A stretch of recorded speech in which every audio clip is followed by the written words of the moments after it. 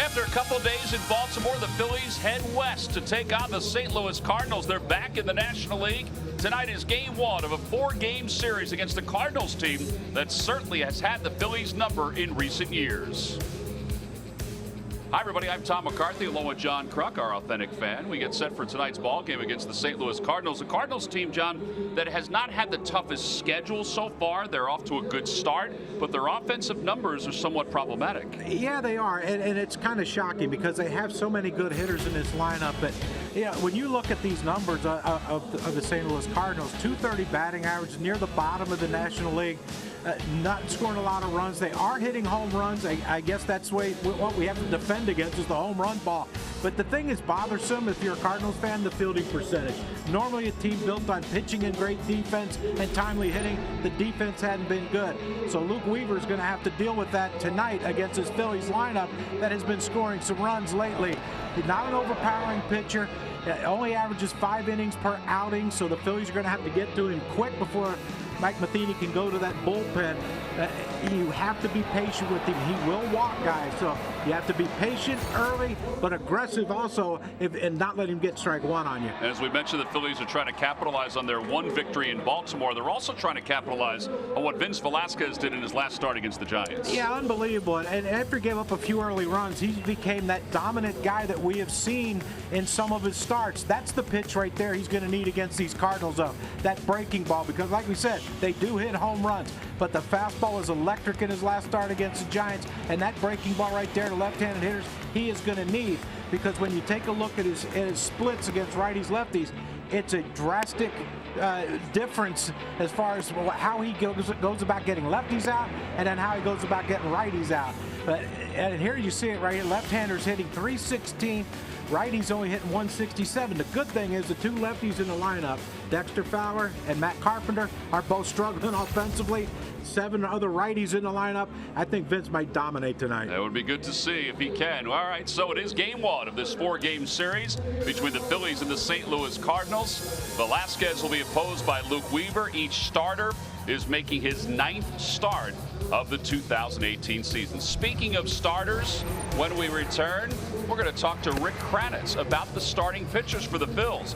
It's been a breath of fresh air so far this season, and hopefully it continues.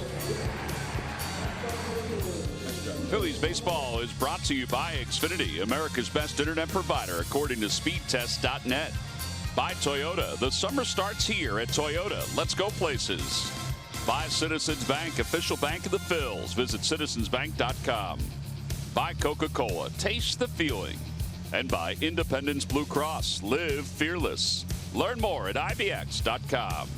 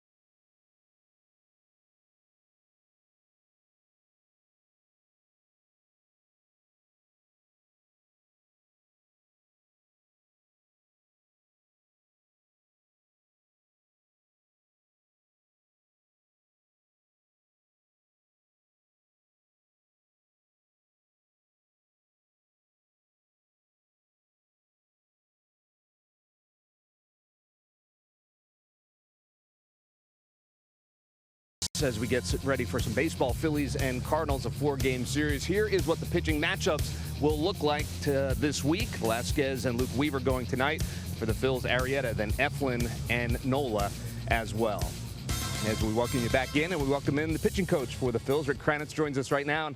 Well, you're going to see 4 of your 5 guys this weekend here in St. Louis, which is always fun. Let's talk a little bit about setting this rotation, because we haven't played a whole lot of baseball over the last couple of days, just 2 games in 5 days. How does that change things for you guys? Well, what I like that we're going to get the rest. I think that the innings that they've compiled thus far, I mean, Aaron's one of the league leaders, and some of the guys are throwing 6, 7 innings, and for me, I think it's always good to have a little extra time off, because we're going to rely on these guys down the stretch and throughout the year. So anytime that we're able to give them an extra day, I'm all for it.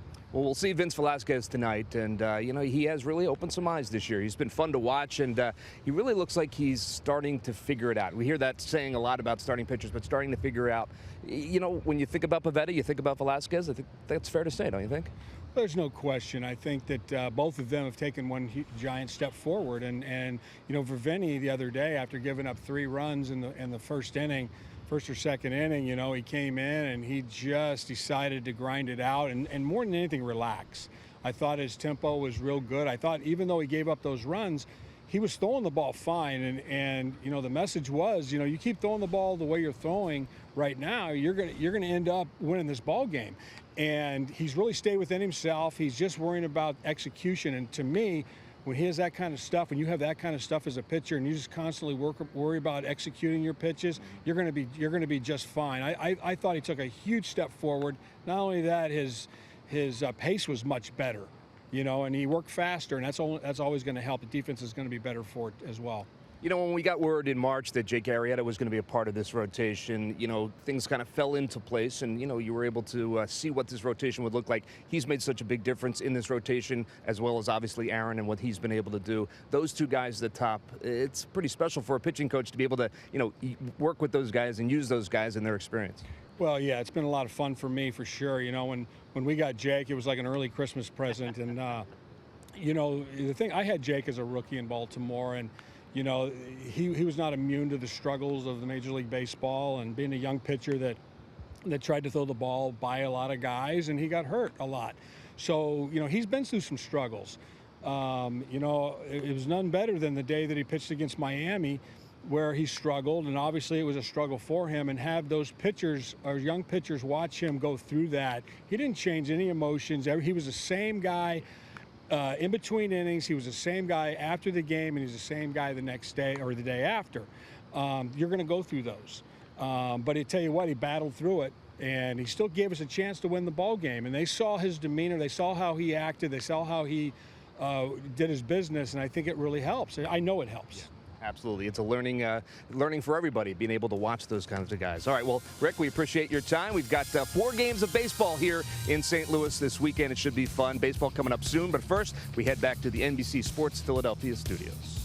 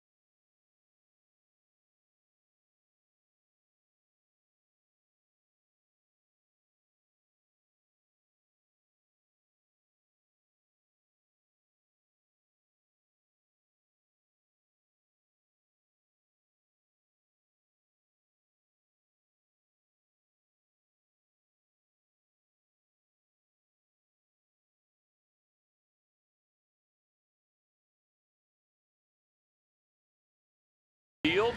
The umpires have exchanged the lineup cards. Now let's take a peek at the lineup for the Phils, brought to you by Xfinity, America's best internet provider according to speedtest.net. Cesar leads it off at second, and then Aaron Altair bats second and plays right field. Odubel hits third. He's hit safely in all 11 career games at Busch Stadium. Man, he's got streaks going everywhere.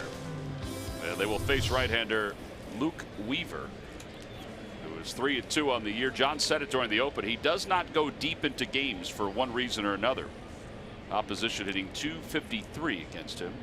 Lefties have had a field day against him, John. Well, that bodes well for Odubel to continue that streak.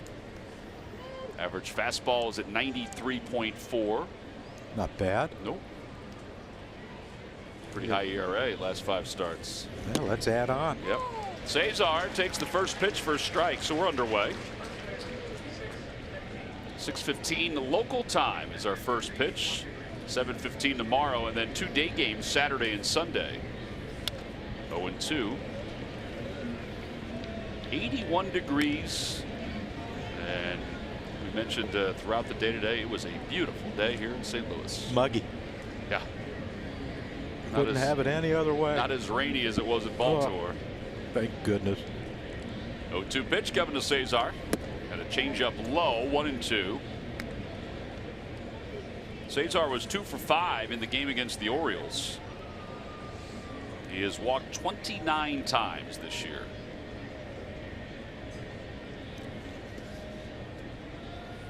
Inside, 2-2.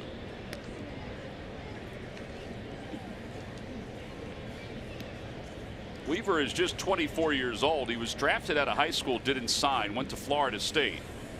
And then he moved up in the draft. He was a first-round pick by the Cardinals out of Florida State. Out toward right center field. It's not deep. Tommy Pham, though, was able to run it down. And one out here in the first. Well, our giant home run replay. This was Cesar yesterday that tied the game against the Orioles. That's the first pitch we swung at the entire game in any at bat, the Phillies. And Cesar said, you know what, I got to jump him right now and get us on the board, and he did. And it's not a bad approach. I mean, considering that he takes so many pitches, Yeah. they probably thought, we'll just throw a fastball over for a strike. It's the Tony Gwynn effect. Would Tony ever swing at first pitch fastballs? If the game was on the line, he had a chance to do some damage, yes. I told Darren that. We're playing, I think it was extra innings, top of the 10th or whatever, and I told him, I said, he's going to swing at the first pitch. He never swings the first. I'm telling you, he's going to swing. First pitch home run. Like, oh my gosh. 1 ball, 1 strike to Altair. Ground ball shortstop, and DeYoung has it. And there are 2 outs. And that brings Odubel to the plate. Man, did this guy have a bounce in his step on the plane last night or what, Odubel Herrera? He was smiling from ear to ear. How do you blame him? Leading the league in hitting, leading all of baseball in hitting. And it's not even close in the National League. You know, you're near the, past the midpoint of May, and you're hitting 350 something. A lot to be happy about. Sure is. Team's playing well. 51 hits for Odubel. He has reached base safely in 42 consecutive games dating back to last year. He continues to establish a new franchise record for getting on base to begin a season. No balls and 1 strike. In the dirt, and it's 1-1. All-time leaders in getting on base. Mike Schmidt leads the way. Chuck Klein's on that list twice, at least the top 5 list twice. 30 and 31 were pretty good years for Chuck Klein, huh? At least for a little more than a month. 1 ball and 1 strike to Odubel. And a breaking ball outside, 2-1. Mike Matheny, the skipper for the Cards, in his 7th year already. And he's in great shape, as is Gabe Kapler. I thought they might arm wrestle at home play. They are in really good shape. The handshakes. You ever shook Mike's hand? No, I haven't. They try to crush your hand, him and Gabe both. 2 balls and 2 strikes. Now, you said that Mike Matheny was good to deal with when you were covering a lot of Cardinals games. Yeah, he was always engaging. Kept everything a little tight to the vest, though. You know, he wasn't going to tell you a whole lot of things that he shouldn't tell you. Odubel fouls it down the left field line. How odd is it to open a series against the Cardinals and not see Yadier Molina behind the plate? Yeah, in a 4-game series, you're not going to get Wainwright on the DL. Right, Wainwright's on the DL. Yeah, and you know, it's when you talk to these Cardinals pitchers, they rely on Yadi so much. Francisco Pena is behind the plate. A bouncer up the first base line. Here's Yadi's injury against the Cubs. And he required surgery after the contact. And that's why he was placed on the disabled list.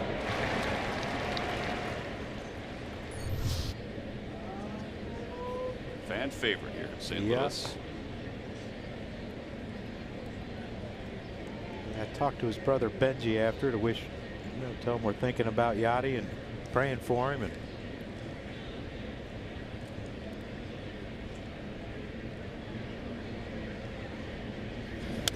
Odubel fouls it again over the dugout.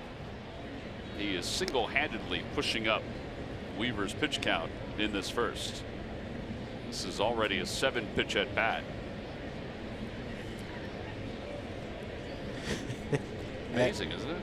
Well, and I think every swing his helmet's falling off. It might be time to get his hair cut a little bit. No, he ain't cutting that until he doesn't get on base. That's I'm true. certain. You see how wide he's gotten with 2 strikes. A bouncer out towards second base. And Matt Carpenter floats it over to first. We'll keep an eye on that because Carpenter has a really bad shoulder. Phillies go down in order. We'll head to the bottom of the first here in St. Louis.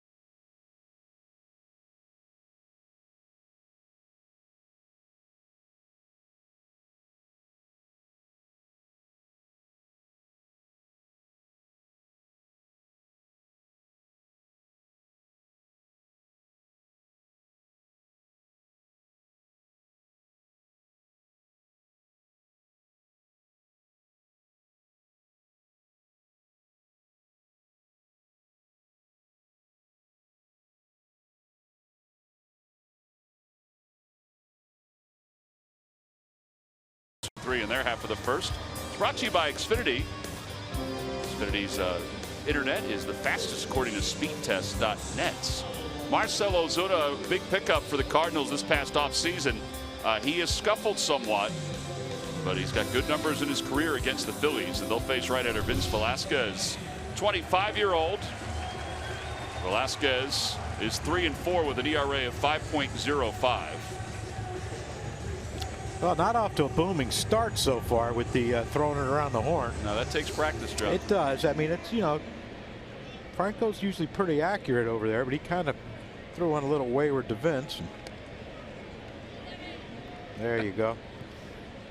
keeping him loose, Yeah. you know, stretching out that left shoulder, making him reach. Michael was telling Vince that he needed to reach a little bit more for that. Here's Tommy Pham. Pham was 2 for 9 in the series against the Twins. He's having an excellent year, hitting .312 with 8 home runs, 18 runs batted in. Yeah, and what he did last year, it's why the Cardinals, they were so high on Randall Grichuk, and that's why they were able to let him go to Toronto, because the Tommy Pham was just playing better. Back up the middle. Kingery gets to it quickly and releases it fast. 1 out. Not a lot of team speed for the Cardinals. No, that was another point that they made, that they're not stealing bags.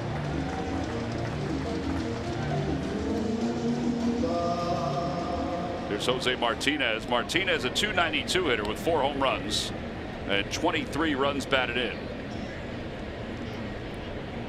He got a lot going on going up to the plate. And then when he's in the box, look at all the movement he's got. He can hit, though. Got some pop the other way. You can see Phillies outfielder shading him the other way. I've seen him a few times. He likes to hit that ball to right field. Fastball on the outside corner, 1-1. His biggest issue has been his defense over at first base. He's already committed 6 errors over at first base. That's the most in the majors. I'm hoping by a lot. And considering Santana's made 1.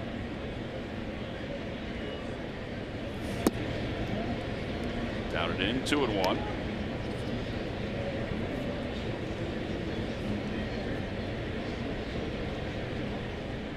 Velasquez in his last 2 starts is 2-0 with an ERA of 3.27.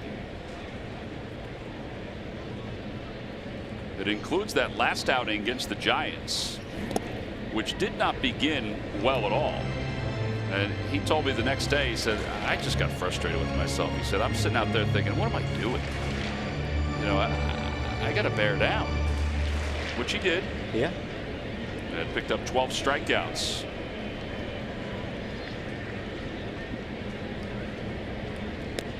Remember when the pitcher used to have to throw it to the catcher and then the umpire would look at it and decide whether it was going out? going Remember that whole thing with Auerbach when he was with the Braves? That was hilarious. But now they just throw it out, throwing a new one.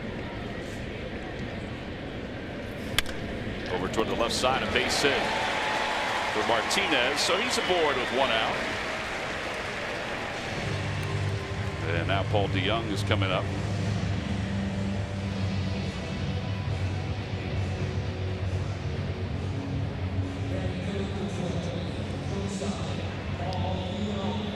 DeYoung had an excellent rookie year last year, and now is the number 3 hitter for the Cardinals. Now, he hasn't been the number 3 hitter the whole year, but he fields his position well, and he makes very good contacts. Yeah, I think he'll be more than a 260 hitter by year's end. Curveball outside, 1 ball, no strikes.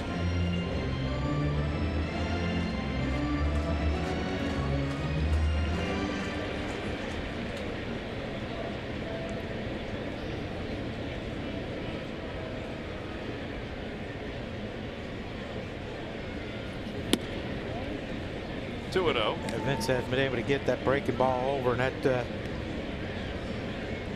you know, because he can't get it over, struggling to get it over, you know, the Cardinals hitters are just going to spin on anything breaking, and now he's got to locate the fastball, especially 2-0 DeYoung, because he has pop. There you go. He pops it up foul over the first base dugout. That's another one too. We talked Carlos Martinez. He's on the correct. DL. Yeah. You know, him and Wainwright at the top of that rotation. It's tough.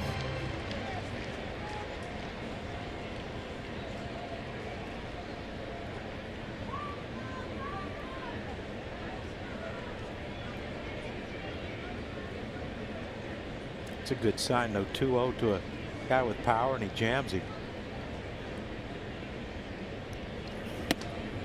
upstairs. A swing and a miss, 2-2.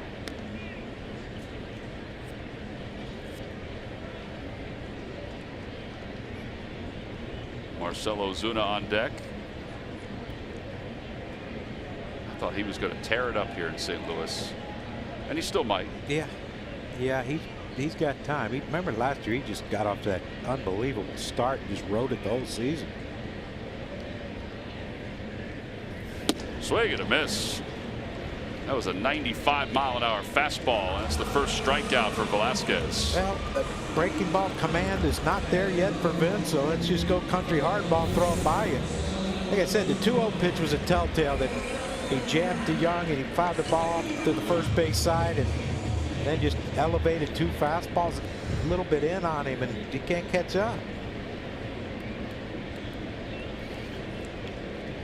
Ozuna with 3 homers and 20 runs batted in. He is hitless in his last 11 at-bats.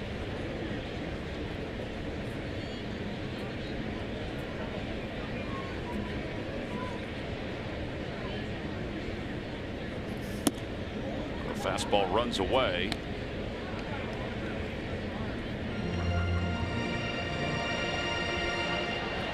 Ozuna last year hit 37 home runs and had 124 runs batted in for the Cardinals. A .312 hitter for the Marlins, I should say. For the Cardinals this year, though, .250. Fouls it off to the right, and it's 1-1. We saw his numbers against the Phillies, great numbers. Yeah, I'm sure he's probably thinking, boy, this is what I need. Get back on track. I need to see the team that I've had success against. I know their pitchers. He has had 32 singles this year. He has 40 hits, and 32 are singles.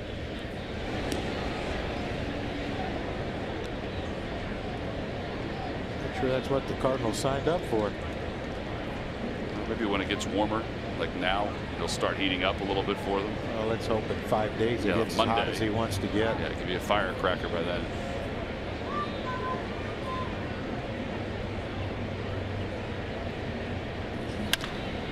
Ground ball to shortstop. Kingree's got it, and he goes the short way. No runs, 1 hit, and 1 man left. We've completed 1. On to the second. Phillies nothing, Cardinals nothing.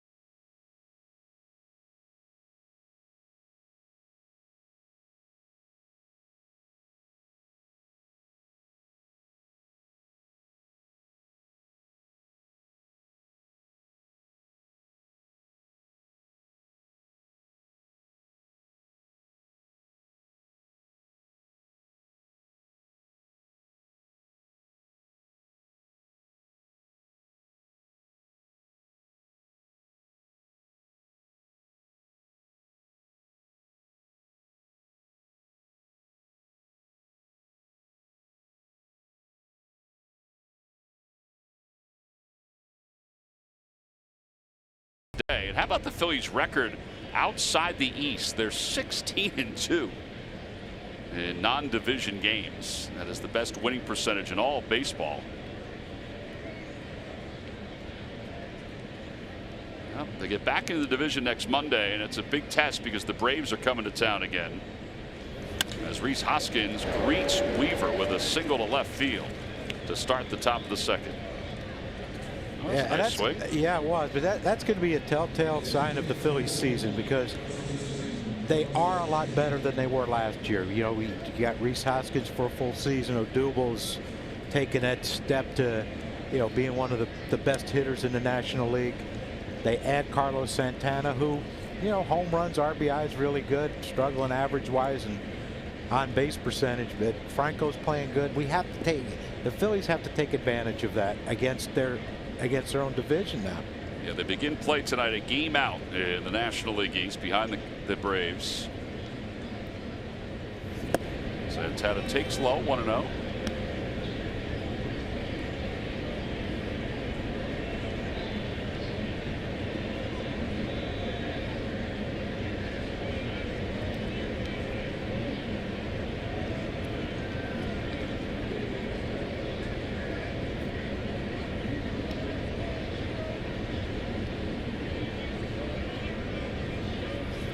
Changeup, and it's 2 balls and no strikes. Saw that note at the bottom of Santana's line. His 16 RBIs in May are tops of the National League. Now Martinez is holding Rhys on. He's kind of just walking with him. Yeah, you know, you think Rhys could get a little more, because, you know, you talked about the errors on Martinez to start, you know, at first base. And, you know, he can't be that confident to want to back up and move to the base and catch a throw and try to tag someone. Olerud used to do that as a first yeah, baseman. but not he wasn't as far. Like he has as big a lead as Rhys does.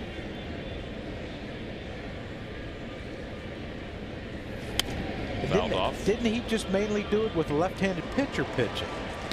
He may have. I don't remember that. He may have, John. Because with the righty pitch, I mean, you're not going to trick Rhys with a throw over.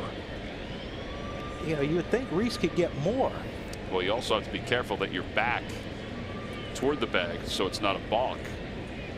Because technically, if he's, let's say, there and the throw comes over, you're not allowed to do that. I mean, look, he's getting out there. I wonder if he gets a secondary lead.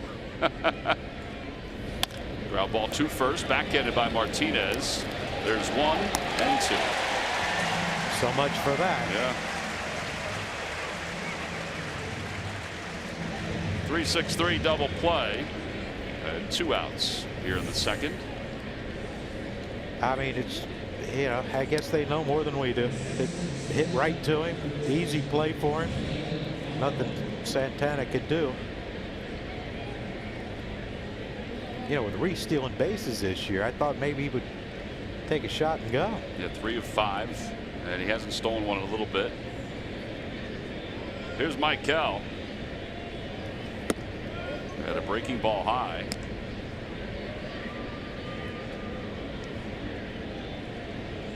Franco at 273 with 7 home runs and 29 runs batted in.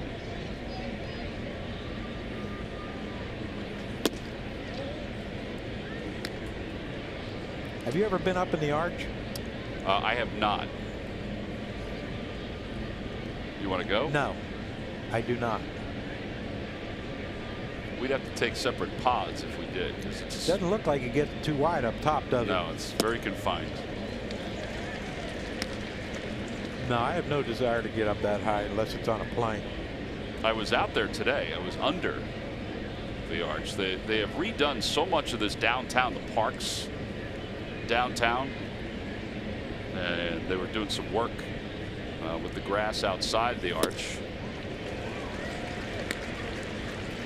In fact, they're doing an awful lot of work across the street where the old stadium used to be, and it's where their ballpark village is. But now they're making a village. Like, they have a few restaurants over there, the brew house, the seats up on the bleachers, but now they're making more shops and more restaurants that are going to be part of that area.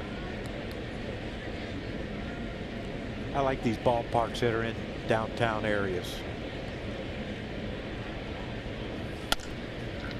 Ground ball over to second base, picked up by Carpenter.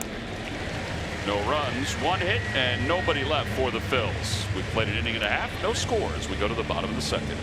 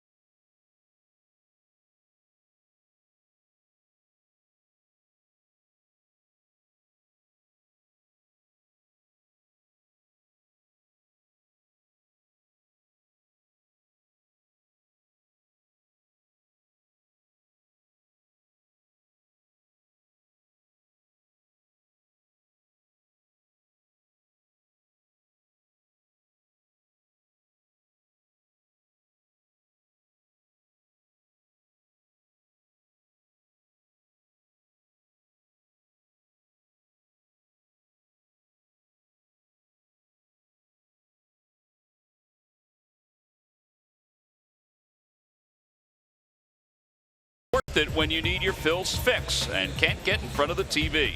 Download the NBC Sports app for all your devices now. Bottom half of the second inning, Dexter Fowler will lead it off for the Cardinals against Velasquez.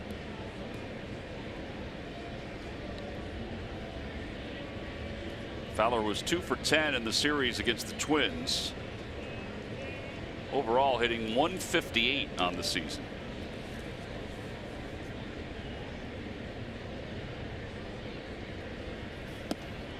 In fact, yesterday, when the Cardinals were wrapping up their series against Minnesota, Mike Matheny changed up his lineup because Fowler and Matt Carpenter were both struggling so much. Fly ball out to left. So usually before the next day's lineup is posted, Matheny will text all the players if he makes any major changes. Well, he didn't text any messages to the players, and when they got to the ballpark, Fowler was batting down in the order. Carpenter was batting 7th, the lowest he's batted since 2015. And Matheny's explanation was, well, they're struggling, just trying to take a little pressure off them. Carpenter left the game feeling like $1 million though, because he was 0 for 2 to start and then got 3 hits. Here's Jed Jerko, and he takes up and in. This is a guy that worries me in this lineup because he can hit a high fastball, and he's from West Virginia, so that's just right. The added bonus of us high ball hitters from the Mountain State. He's been a good pickup for the Cardinals. He really has. Got him from the Padres. You know, if you buy into all the metrics, his metrics at third base are, you know, right behind Nolan Arenado, and David Freese is right up there too.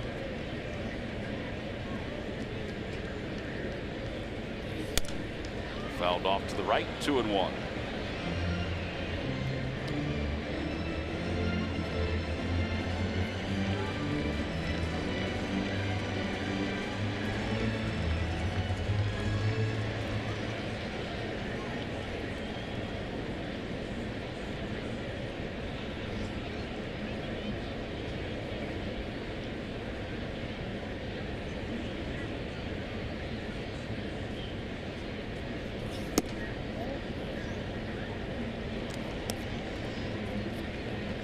The pitch right here is a dangerous pitch.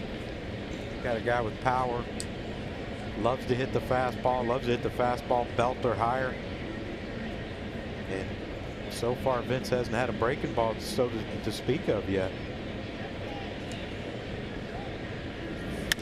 A high fly ball to deep left field. Hoskins, a few steps from the track, is under it, and he makes the catch. He just missed that one. 2 outs. Carpenter's coming up. Let's check in with Greg Murphy. Murphy. All right, thank you very much, Tom. Well, speaking of missing things, that's what we're talking about here when we're talking about Vince Velasquez. If you were with us at the top of the show, you heard Rick Kranitz's comments about how he kind of started to figure things out in his last start. And if you take a look at the numbers, actually over his last 2 starts, he's really started to figure things out. You're talking about most swinging strikes in a game this season. You see the top 5. Aaron Nola's on there 3-time. Nick Pivetta just yesterday got on that list with 23 swings and misses for strikes. But also in his last start, Vince Velasquez, 17 swings in that attempt against the Giants, and you know, it was one of his better outings. It was the 3rd best of his career. So we're seeing him getting those strikeouts, but also missing a lot of bats. And when you're missing bats, good things happen, obviously, in this game. So it'll be interesting to see how he you know, builds on that as he continues to grow and mature as a pitcher.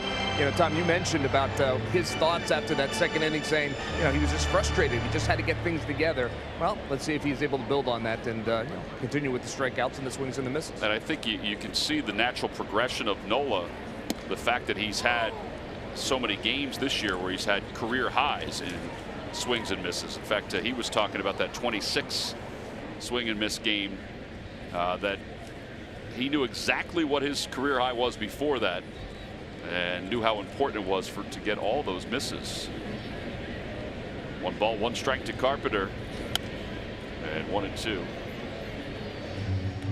Well, you mentioned Matt Carpenter in the right shoulder soreness. You know, when you're a left-handed hitter and you have a right shoulder injury, it could take a lot of things away from you. And there might be, depending on how bad it is, he might have only one, maybe two swings in that bat where he feels like he could turn it loose.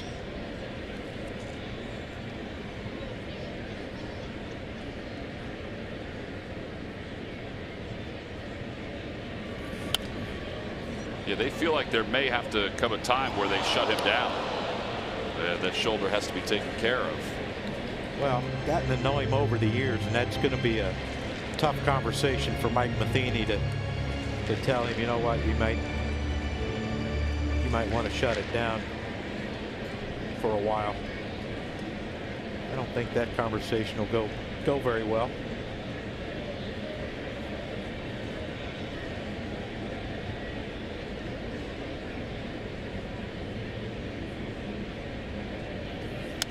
Threw a changeup and he fouls it back to the screen.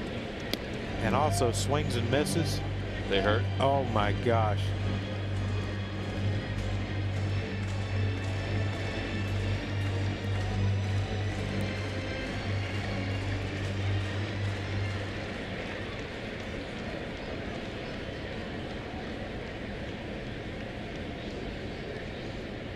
I wonder if you could get something inside on it.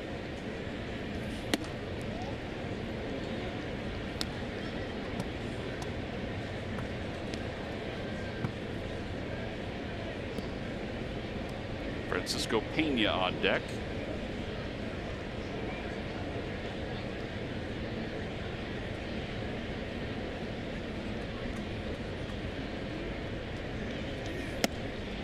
Just missed inside. 96. Yeah, Vince got frustrated too. He needs to take a deep breath and regroup. I think he thinks he had that one. Ramon de Jesus is the home plate umpire. David Rackley's at first. Larry Vanover is the crew chief. Hunter Wendelstedt is around at third.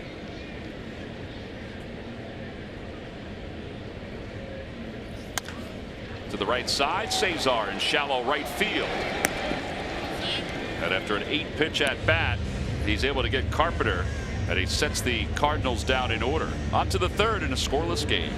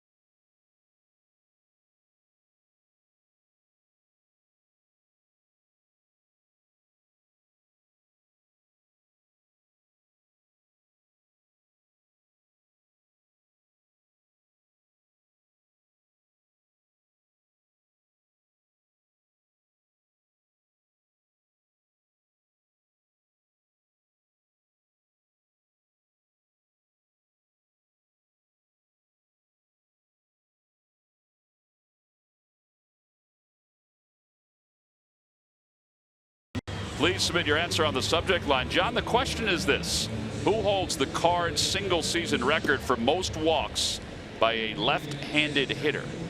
Well, that's a very arbitrary question. The answer will be revealed later in the game. I believe John has already got the correct answer written down.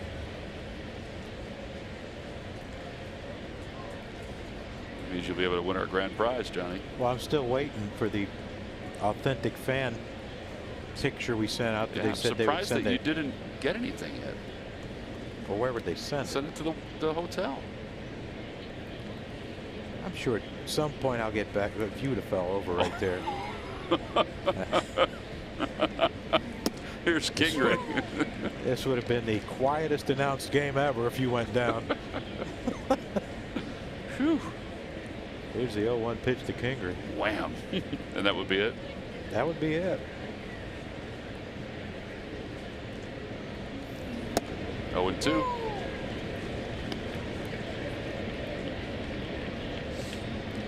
That's what happens when you struggle. It seems like you take the bat weight off and the count's 0-2.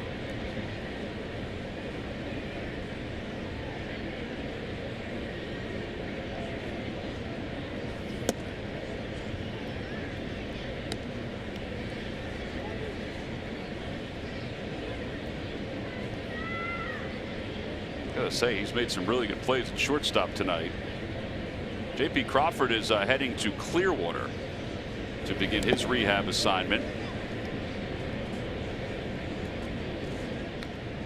Should be nice and cool down there. Over there, wherever from here it is. Down and Over and down.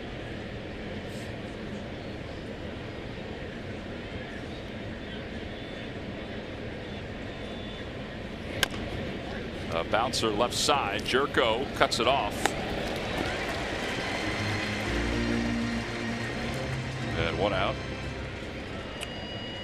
Let's take a look at the Lowe's whole team together. And we take a peek at the month of May for the Phils. Winning percentage tied for second in the National League. Average second. OPS 807. And how about the team ERA? That's what's going to keep you going on the right path. You know, that average, batting average is going to fluctuate. The run scored is going to fluctuate. But if that pitching stays like it is, they've got a chance to be in the hunt come late season. Well, folks ask about what the biggest surprise is. And to me, I think it is the collective success of the pitching staff. Yes. Particularly the starters. Yeah. But, you know, we knew Aaron Nola was what he did last year in the second half, and he just took that into this season. And then you get Arrieta, and you know, you hope that the three guys behind them figures things out. And I think Nick Pivetta has taken that step to figuring it out. He was impressive yesterday in Baltimore. Yeah, he was enjoyable to watch yesterday. And you know, Vince is going to be up and down sometimes, but you know, when he learns to relax, he can. He's your fourth starter. It's not a bad fourth starter to have.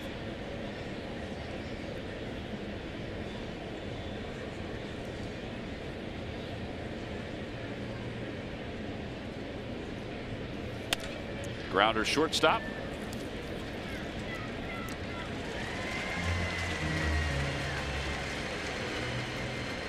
That's 7 outs on ground balls so far. My son's down in Florida watching the game. Yeah. He got our broadcast. And I told him, I said, well, I'm going to try to teach you something during the game. And he said, so far, nothing. There's nothing at all. He hasn't learned anything yet. Well, he knows not to throw Tony Gwynn a first pitch fastball. That's right. And late in the game when the game's tied. Or Chase Utley for that matter. Chase was always that way. Yeah. He would pick the right time to then go after a first pitch fastball. Well, like Cesar did the other day. Mm-hmm. Or yesterday.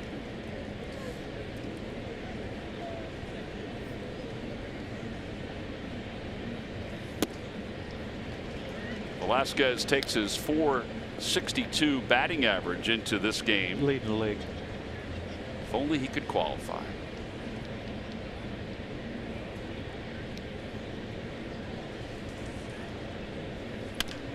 Over to third. Jerko. They shifted on him. That ain't fair. It's interesting that they did shift on him. Another ground ball out.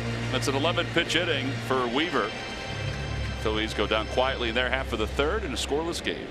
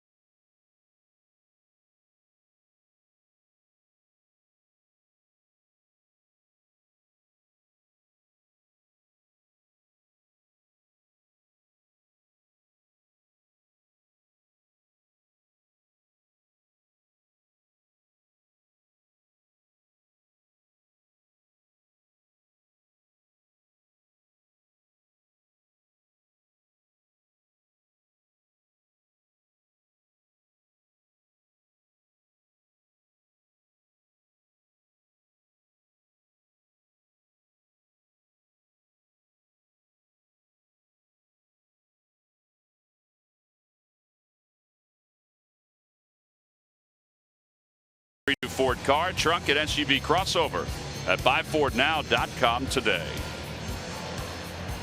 Last of the third, scoreless game. Velasquez made the last out, so that's why he's still finishing up his warm-up tosses. He will face Francisco Pena, Luke Weaver, and then the top of the Cardinals order in game 1 of this 4-game series.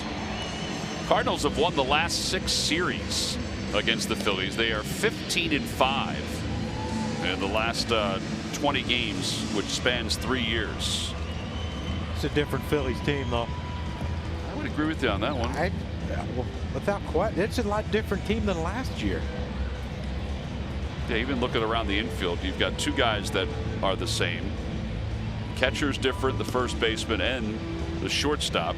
In the outfield at this point, Reese was not up. Odubel was in center, and Altair could have been in right field. Yeah, but Franco's a different player than he was last year. And, you know, he's driving in runs. He's driving in clutch runs, too.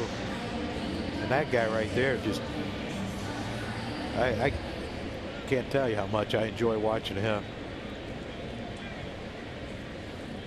Cesar is going to be Cesar, you know, very consistent from the leadoff spot. I think he's better this year because he's walking more, it seems like. I think he's more confident, too. He's always been a confident player, but it's through the roof now. As Pena takes a strike as we begin the home third. I know Odubel plays a deep center field, doesn't he? Yeah, he does. He's way over yonder. There's a line drive to center field. And Odubel will play it on 1 bounce.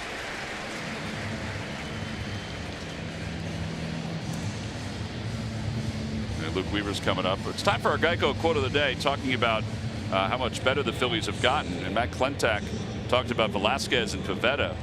They've both been really impressive. I think that we've known both of those guys have elite stuff and elite bat missing abilities. It's been a matter of them doing that in games on a consistent basis.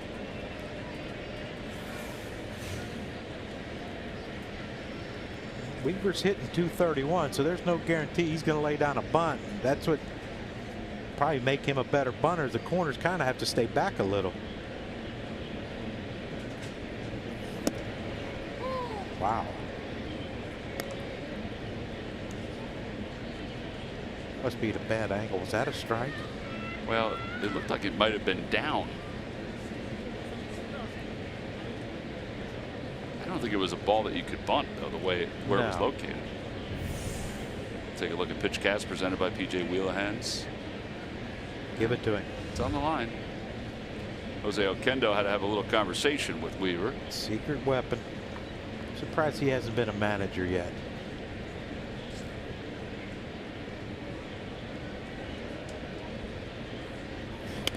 Bunted toward first. Great bunt. Sacrifice is successful. And the Cardinals have a runner in scoring position.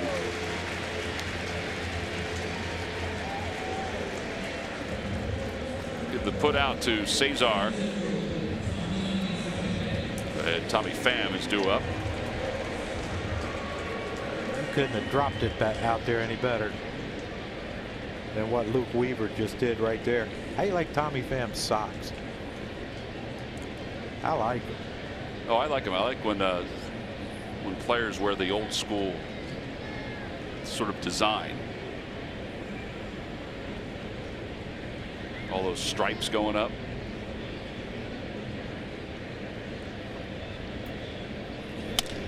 Over to third base. Flag down by Franco, and he didn't tag the runner. Franco thinks he did. I thought he did, but he does get Tommy Pham over at first base. Second base umpire's going over right now to talk to. I thought he got him.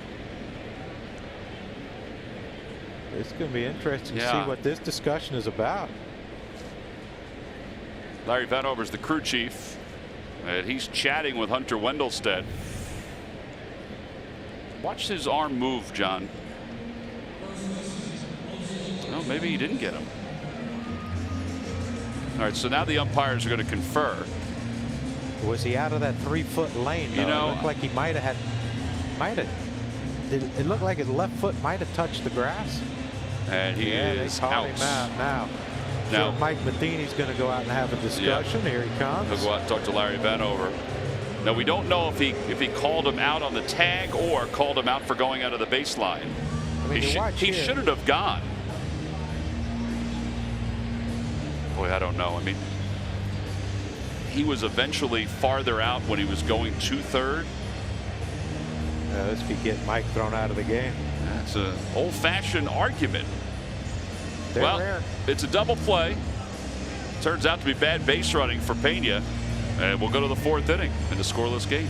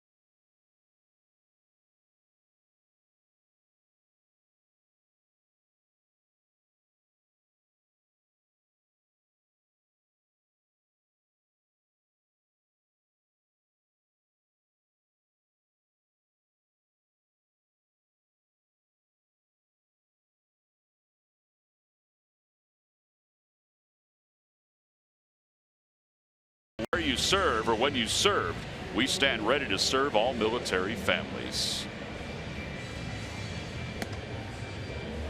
Well, the argument with Mike Matheny and Larry Vanover did not result in an ejection. Here's the play. Originally, Pena was called safe here. And then the out was recorded at first to get Tommy Pham. But then Larry Vanover, the crew chief, came over and talked to Hunter Wendelstedt. They brought the rest of the umpires together, and then he called him out. We do not know if he was called out for going out of the baseline. I'm assuming that's what it was. Yeah, I mean, after he passed Franco, though, that's when he took his steps in the grass. And I don't, is the grass part of that 3-foot lane they're supposed to have? I mean, or did Larry Vanover see, he tagged him? He could have, but they would have used review for that. You would think, yeah. Well, here's Cesar to lead off the top of the fourth. Had a changeup in there, 0-1. Well, either way, it was not good base running by Pena. You're always told to make sure the ball goes through when it's hit in front of you when you're on second base.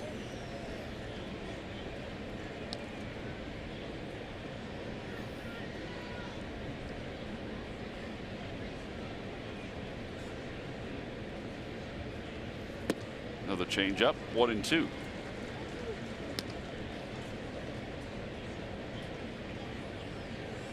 Well, either way, no matter what, we'll take it. Absolutely.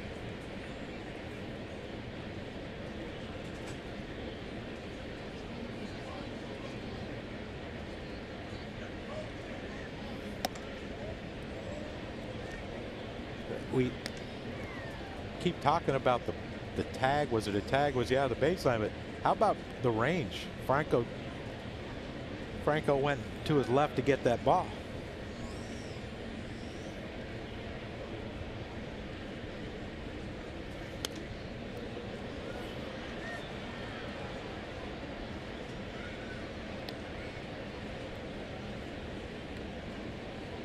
Tommy Pham plays a very shallow center field. Hope one of the Phillies hitters can burn him on that.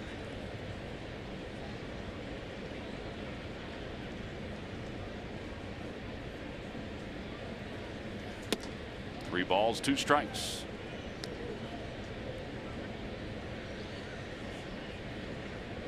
Well, the changeup's been his best pitch in this at bat. I wonder if he would go to it here, 3-2.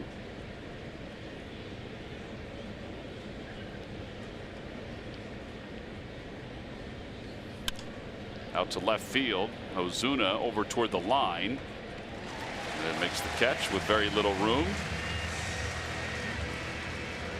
Wednesday, May 23rd, when the Phillies take on the Atlanta Braves, it's Star Wars night, the 5th annual theme night benefiting Stand Up to Cancer. Fans who purchase tickets through the theme night page receive a limited edition Han Nola, bobblehead. A theme ticket is required. Go to Phillies.com/theme nights to get your tickets now.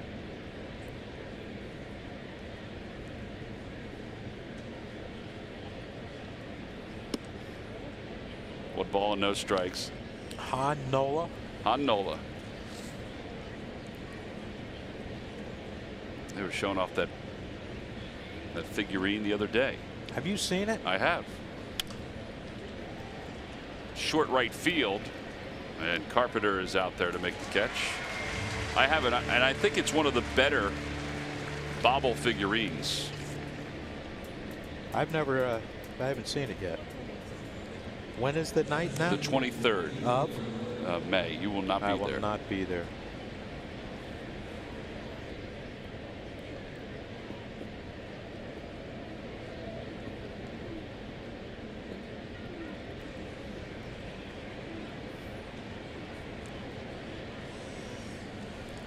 All right, so here's Odubel, who had an 8-pitch at bat his first time up.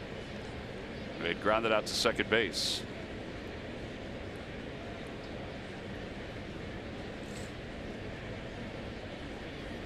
Change up away, and it's 1-0.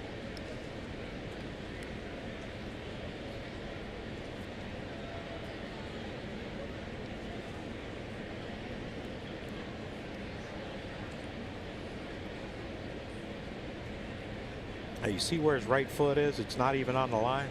See if he does get 2 strikes in this at bat. Oh, he'll spread out farther, and it's the way he turns that front toe or front foot in.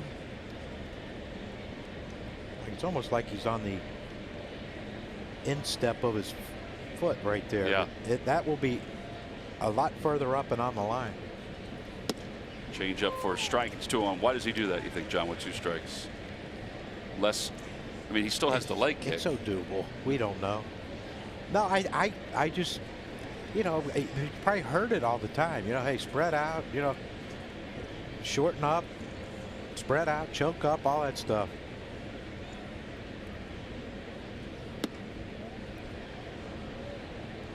He's doing a lot of nodding in the batter's box. He's a beauty. Got the pink batting gloves on.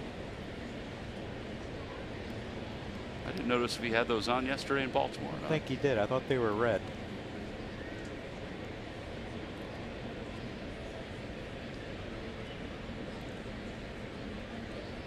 He stepped out of the batter's box and then asked for time. No. He's been burned sometimes with that. He's keeping everyone on their toes.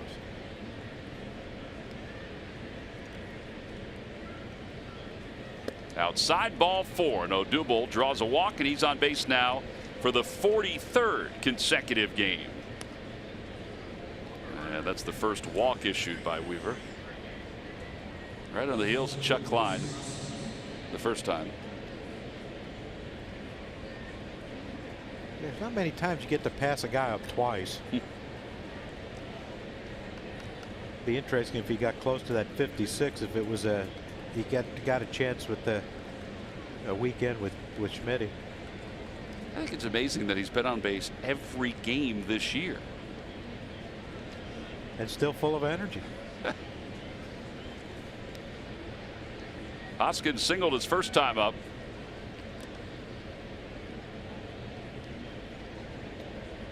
Now Martinez is more conventional with Odubel over there because he has a reputation of stealing bases. See, Reese, he peaked too soon. The reputation's gone now. He's going to have to lighten that baby back up again.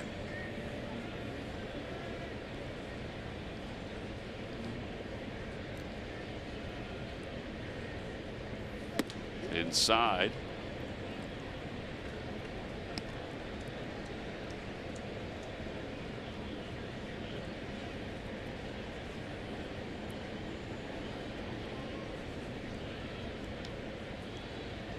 Jeff Halkman, our producer, has done some math, John.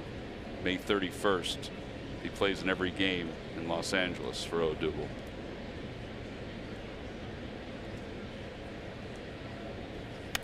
Oh, It's popped up mile high.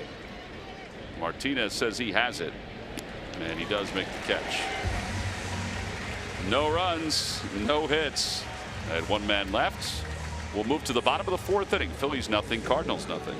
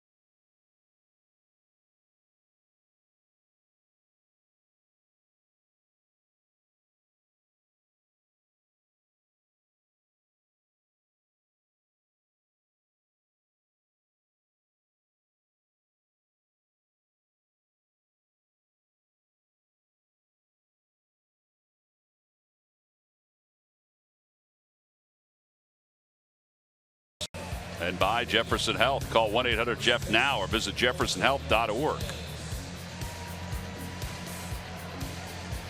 Last of the fourth inning, Vince Velasquez will face Jose Martinez, Paul DeJong, and Marcell Ozuna on the heels of a 5-pitch third inning.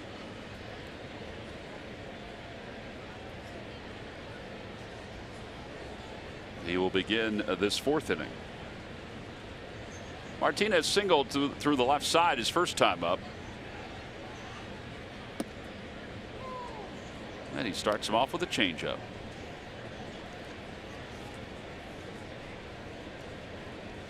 it's always nice to see when Vince can start off an at bat with something off speed.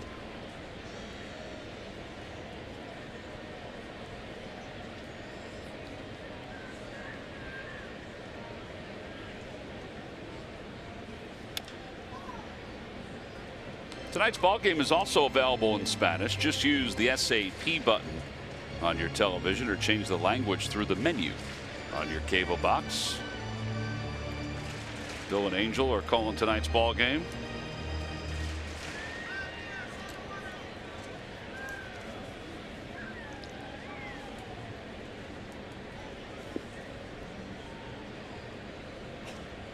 No balls, 2 strikes.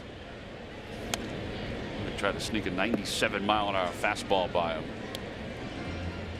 0-2 going for that punch out. Tried to throw one by Martinez, didn't. Martinez was late. But it's almost like he was cheating for something else. Yeah, you like to see that though. And it was well located at 97. A lot of times when he tries to amp up, that ball stays straighter and stay in the center of the plate.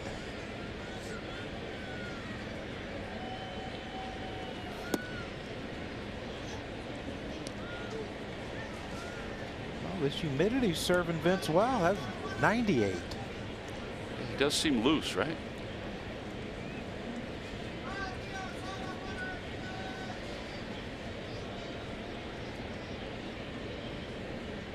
I'd like to see him go back to the changeup here. Goes back to a fastball and it's fouled off to the second deck.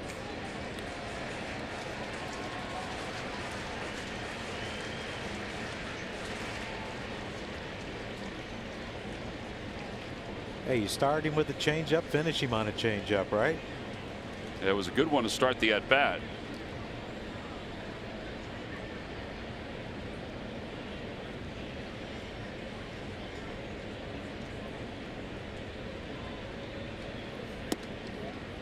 Oh, man. It was awfully close. Alfaro did pull it back, but it was really close. PJ Witherhand's pitch casts. All right. It was off the plate. We must be angled different. Either that or we're just different. Swing and a miss. He got him. And one out. That's only the second strikeout for Vince. And Paul DeYoung is the batter. That's a really good break. I know why the righties are struggling so much against him. You know, he went changeup first pitch, then he went breaking ball, and then 96, 97, 98. And then he gets that off-speed pitch and gets Martinez to swing and miss. Curveball, diving stop. Franco quickly to his feet, slings it to first, not in time.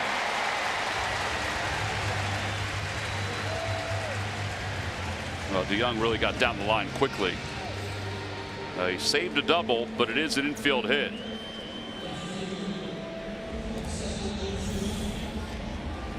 Franco's played an unbelievable third base this year. Normally a very accurate thrower, but you can see right there he never could quite.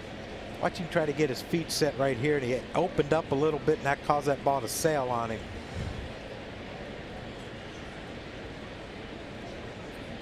All right, Ozuna hit into a fielder's choice his first time up. Ground ball to shortstop.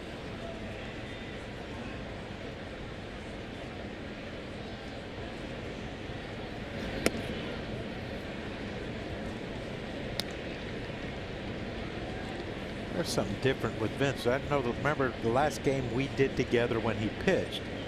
When he came from the set, he'd rest his glove at the belt, and then he'd bring it straight up to his chest, and that time he didn't.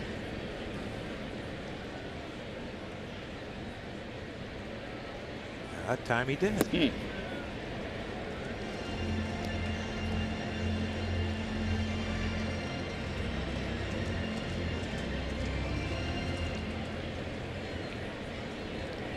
But he's got to make a pitch here. You don't want to make a mistake to this guy.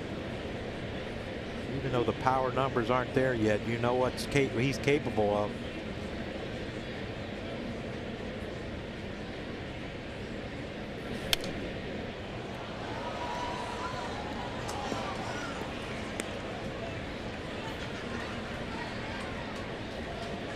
We're too close to our radio guys. I keep looking over there. I told Fransky just to dive for that one.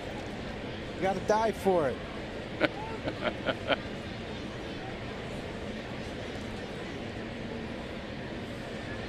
Them two came over and shagged today for early BP. Yeah, they did. Murph was here too.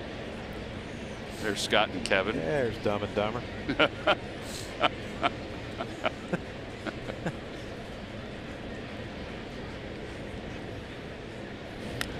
We did that last year, and the reason is because the hotel is literally right across the street. So it's easy to get back and get showered and change for the game. Here in San Diego are the two spots. You think Murph showered?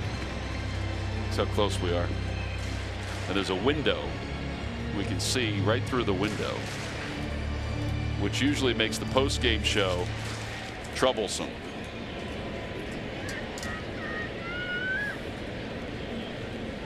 Just so you know, John, the post-game show is going to be troublesome for you. Yeah, it could be very, very awkward. Although Larry's not here, so that makes it less descriptive or colorful.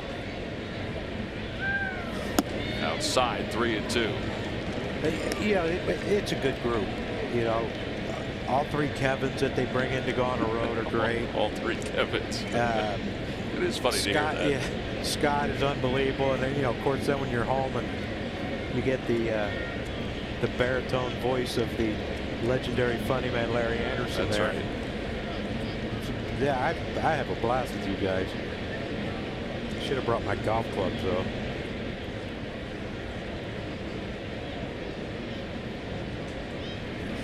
Swing and a miss. He went Yeah. after a curveball. Second strikeout of the inning, third overall. Streaks were made to be broken. Make history and win $5.6 million. Download Beat the Streak today.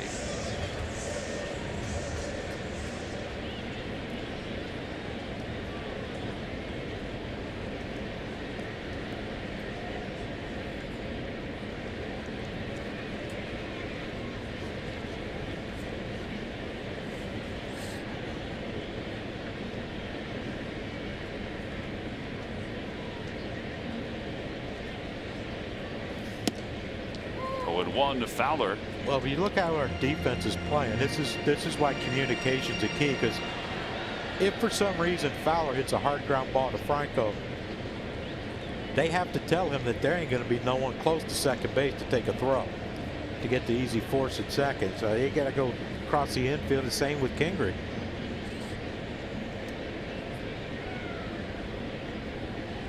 There's a lot of thinking to playing defense anymore. It's not just if you're a first baseman, hold the runner on. If you're a second baseman, you play in that normal spot. One strike, you're playing here. Two strikes, you're moving over here. You have got to be on your toes. Maybe that's why they had spring training last so long. We used to just do cutoffs and relays and bunt plays and all that stuff and get out of there. You got to go through all these shifts and who's playing where and who's covering this. And if he steals, who's going to third, who's doing. Oh my God. And they do take ground balls. Like Cesar takes ground balls every day in that spot that he's standing right now.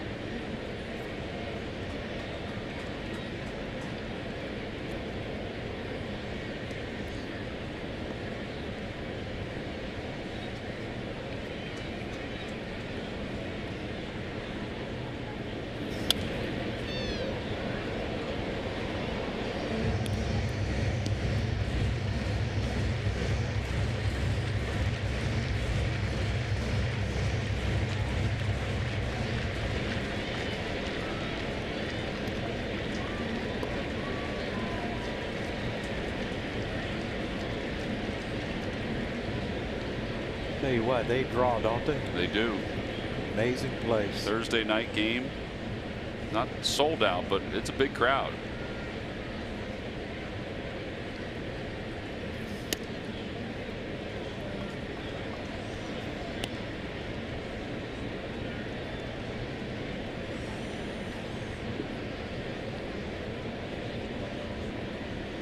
You know they don't steal a lot of bases because I've been watching Jose Akendo. He hasn't even given a sign with a runner on first. Now wouldn't that alert the other team's dugout if he did give a sign that hey, something might be on here? Yeah. He just twirled his fingers a moment ago. That was about it. The secret weapon. Man can play anywhere.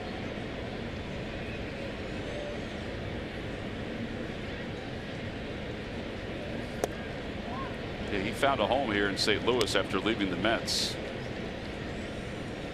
And he's been here for a long time as a player and a coach. Good man.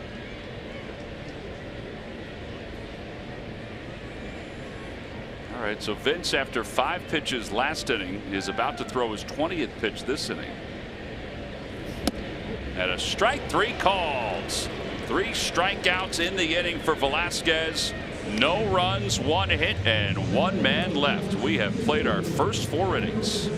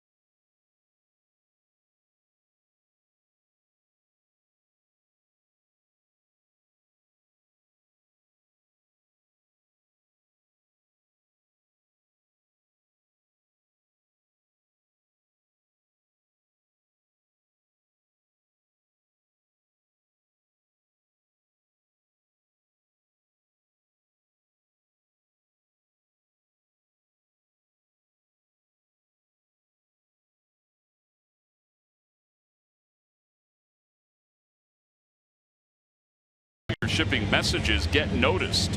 Perfect for any priority message, and WB Mason delivers the same day when you order by 11:30. Local service personalized.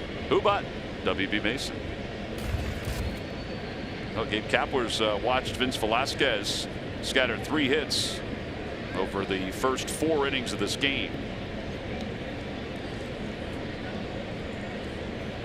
The problem is Luke Weaver's only scattered 1. Yeah, he's doing it a little differently. Really scattering, is it? No. As Carlos Santana takes the first pitch.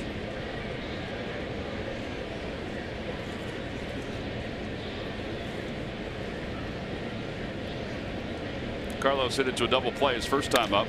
That one's hit well out to center field. Pham's going back, and it is gone up the hill in straightaway center field.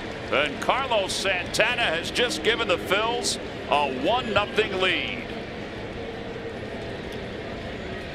Well, scatter him. Now we can say scattered. 2 hits. Well, that was. He crushed it. Oh my goodness gracious. Maybe that's why Tommy Pham plays shallow. I mean, look at this swing. Just short, quick. That ball went a long, long way. 17 home run or 17 RBIs now in the month of May for Santana, who's hitting close to 280 for the month. He now has 8 home runs. 1 ball and 1 strike. Estimated distance was 437 feet.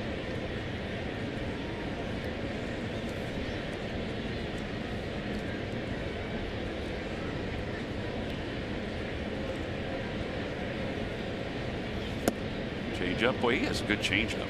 I didn't remember that from his last outing. His only other outing against the Phillies, he went 5 innings. He allowed 9 hits.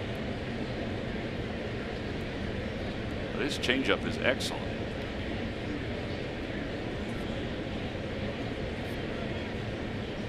And when a guy has his stuff working, you just have to hope that your pitcher has his too. And Vince has been just as good. And Franco swings and misses that one. He is struck out. First strikeout for Weaver.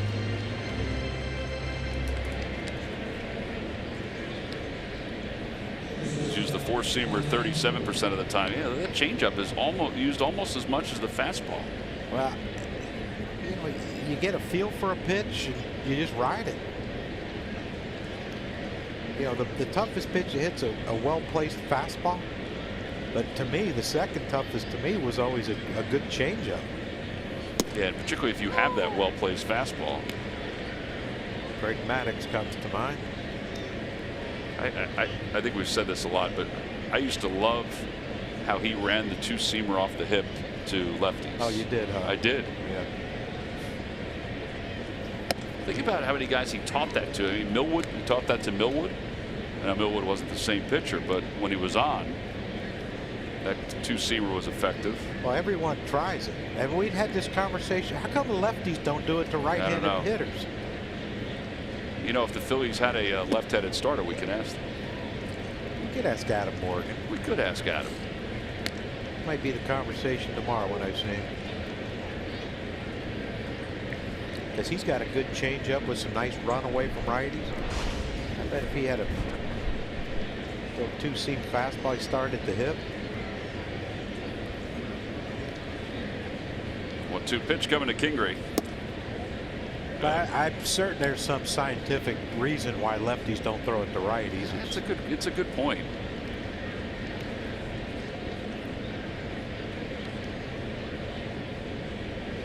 You know, we should ask McCarvin. Kingree's down on strikes, back-to-back Ks.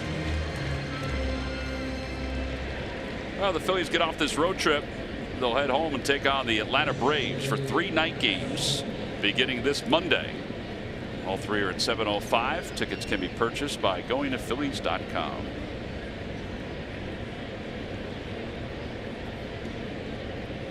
We should know them well. We should have scouted them pretty good. Yes, sir. By the time those 3 games start. Braves are playing the Cubs. as Alfaro waves at the first pitch. Come on, Jorge, shorten that baby up.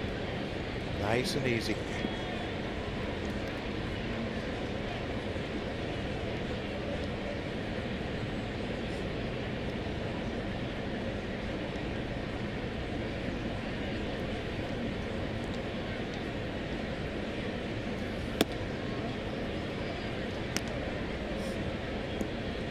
Braves and the Cubs are in a delay. That game was scheduled to start at 7:35 Eastern.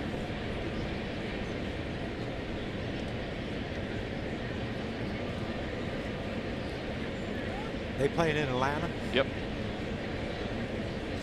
No day games in Atlanta. No parking. That's why they don't have day games, because the businesses around the ballpark use the parking lots. They're their lots. So they don't have day games during the week. It's amazing. Yeah. And that's why they start at 7:35. Did they take that into account when they decided to build the stadium out there? I think so. I think they're planning on building more parking.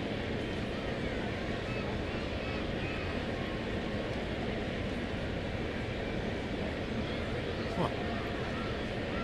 1-2 pitch coming to Alfaro. Swing and a miss. So Weaver allows the leadoff home run to Santana, but then strikes out the next 3 hitters. So Carlos Santana has given the Phils a 1-0 lead with a home run to straightaway center field. We'll go to the bottom of the 5th inning. It's the Phillies 1 and the Cardinals 0.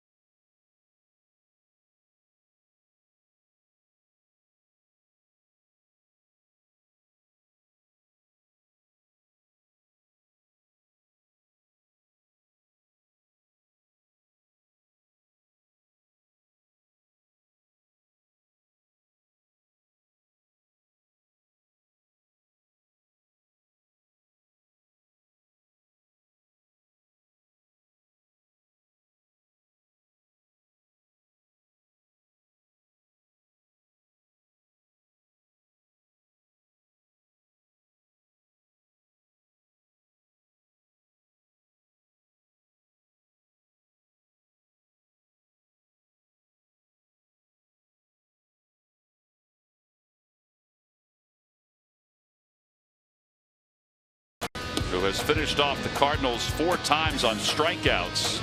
He's allowed a few base runners, but only 1 guy into scoring position. That's a 1-0 lead. 1 guy in scoring position, and he had a base running blunder. Vince got out of it with a double play, courtesy of Miguel Franco. So now he'll work with a lead as he faces Jerko, Carpenter, and Francisco Pena for the Cardinals. No walks for Vince. That's the key. He's run some 3-2 counts, but he's come back and got. That man just hit an absolute bomb.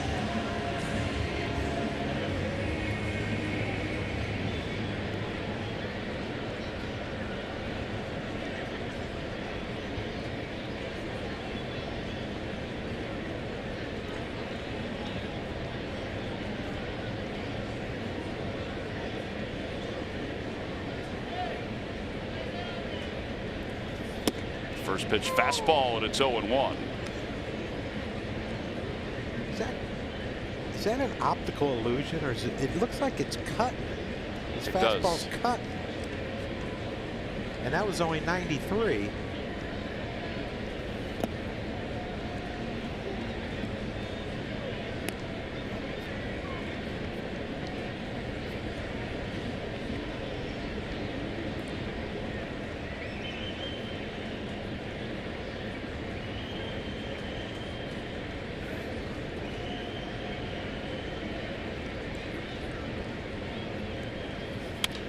liner out to left field, and Rhys Hoskins is there to make the catch. One out here in the 5th. John Kruk knows a little bit about baseball. He always knows a little bit about food. Find out his favorite eats and the best ballpark food in and out of the clubhouse. The Krukcast is available now on NBCSportsPhiladelphia.com and all of your favorite podcast sites.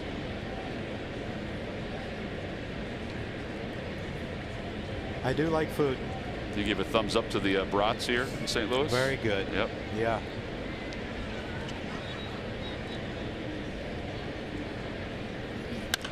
Carpenter sends one in the air to left center field. Playable for Odubel. And he makes the grab for the second out. And you went with the pizza. I did. The pizza was not great.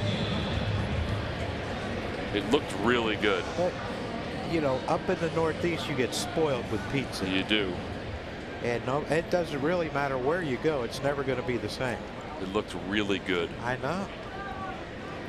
Hey guys, public service announcement that Krukcast on food is only lasting for another day or two. What? So, yeah, I know, folks. Better jump on it and listen, because we've got a whole new one coming your way starting tomorrow. What are you guys talking about tomorrow? Yeah, can't tell you yet, Tom. We have secret behind closed doors meetings about this stuff. That's right. Me, the host, Right. and the executive producer. Swing and a miss. Now, who's the host? You're the host, or He is Murph is. the host? He's smarter than me. John is the personality. It's all about John. Murph, you have a personality. You just don't show it. I like to keep it hidden behind locked doors. 1 ball and 1 strike to Pena. Pena singled his first time up. Over to third base. Diving stab by Franco. And that'll be a base hit. His second hit of the night. Well, again, he saved it for being an extra base hit. Yes, he did. And with a, you know, you'd love to see him come up with that ball and see what would have happened afterwards. You know, Pena's a catcher, doesn't run that well. But, you know, the bad thing about that whole thing is unless Pena tries to steal or gets picked off, turns the lineup over, get the pitcher out of the way. So we said He can swing it a little bit. He's hitting 231, and if that ball gets past him and he bloops one in, it's a tie game.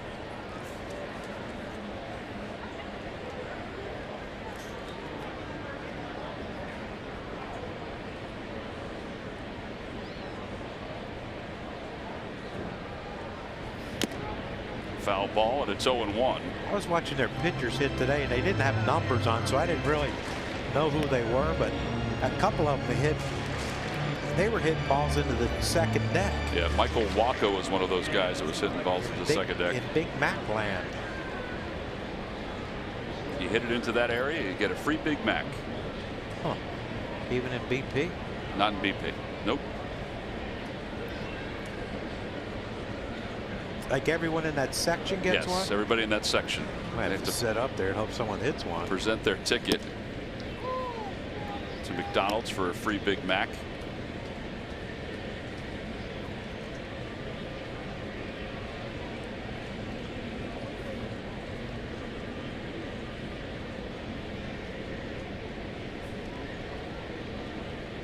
His teeth were chattering there. The bouncer back to the mound. Velasquez has it.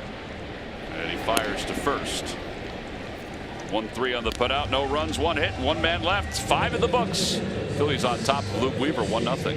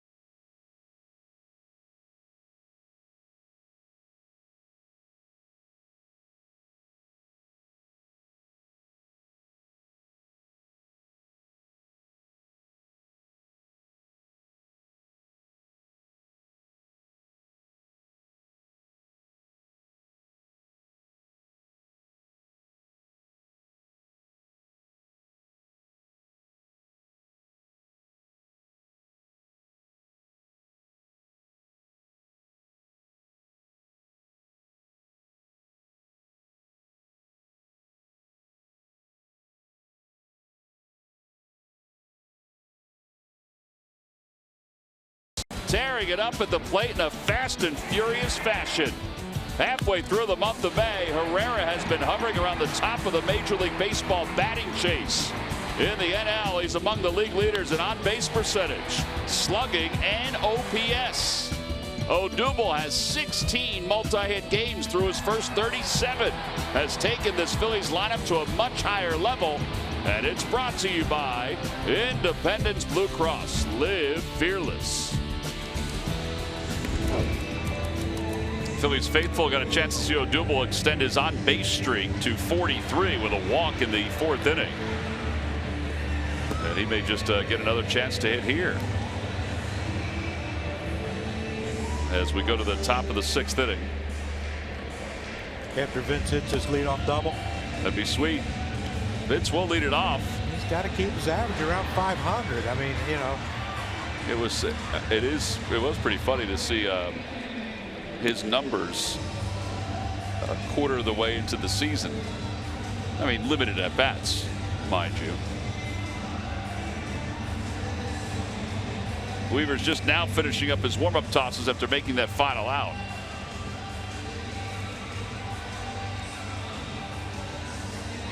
And Velasquez grounded out to third his first time up.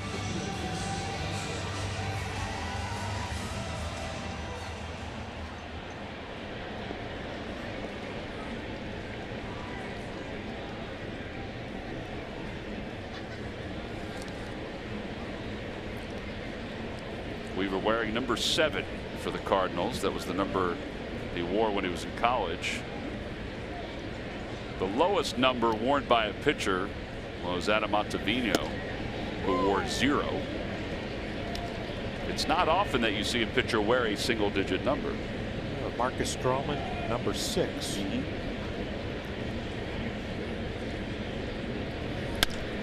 Softly off the mound, DeYoung around the second base bag. Time now for our Citizens Bank minor league report. Citizens Bank, the official bank of the Phils. Lehigh Valley lost to Scranton today, 5-4-11. Denny Ortiz, he's had a good start. He had 2 RBIs. Joey Meneses scored 2 runs. Dean Anna tripled and scored 2. But the Iron Pigs, 2 for 14 with runners in scoring position. They are still having a solid start to the year. They've had a little trouble with Scranton, though, this year. Yankees AAA affiliate. I'm sure they're loaded. They just got a little weaker, right? Clint Frazier just got called up. Yeah, Frazier joined the Yankees in D.C. and will be with them in Kansas City tonight or tomorrow. They're off today. Did you see what happened to them? They had to spend the night at Dulles Airport. In the airport. There was a mechanical issue plus weather, but a mechanical issue with their plane. And they didn't leave till 9:30 this morning. Yeah, and they couldn't. There was no hotel rooms available anywhere. Now their game, their suspended game in the regularly scheduled game was postponed last night with the Nationals, so they were there for a long time. Imagine hoofing it through the airport and you see who's those big guys? Well, there's Aaron Judge. Hey, Giancarlo. Well, some of the guys, blankets. some of the guys, you know, those foil blankets that people wear in the airport. I don't know, to keep themselves warm. Some of the guys stayed on the plane. Some of the guys were in the airport itself. I'm not sure those airline blankets would. They, you know, Stanton and Judge would probably need 3 or 4 of them. They probably would. CC would need a couple. Well, they left at 9:30 this morning, and Brian Cashman, their GM, said it was unfortunate, but thankfully today is an off day, so the players would have today to recoup.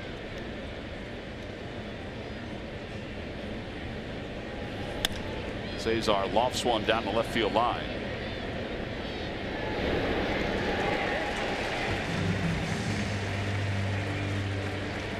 Two outs for Aaron Altair. Cesar's now 0 for 3.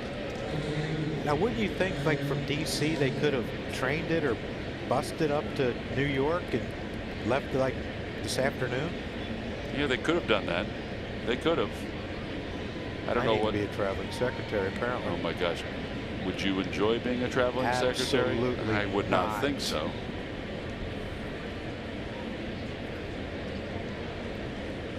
You know, people used to say, "Stay hot, Frank." Oh yeah. They would have said that to you. Nope. They will never get that chance. Frank Kopenbarger was the longtime Phillies traveling secretary. Did a great job. Now we have Jamison Hall. Jamison Hall, who's going to get older as the year goes on. Jamison's so young. Is he getting older? We should take a before and after.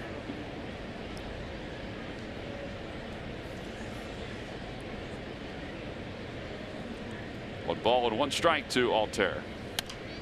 And he fouls it off to the right. Yeah, Aaron's just not getting that foot down in time. He's late on everything.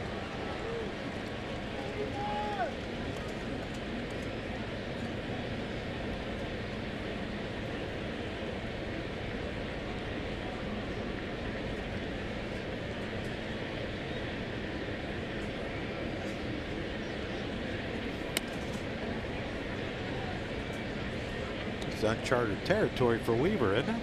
6th inning. Yeah, he has not pitched past 5 1/3 in his last 5 starts until tonight. So we're seeing history. Personal history. He's only got 81 pitches. Swing and a miss.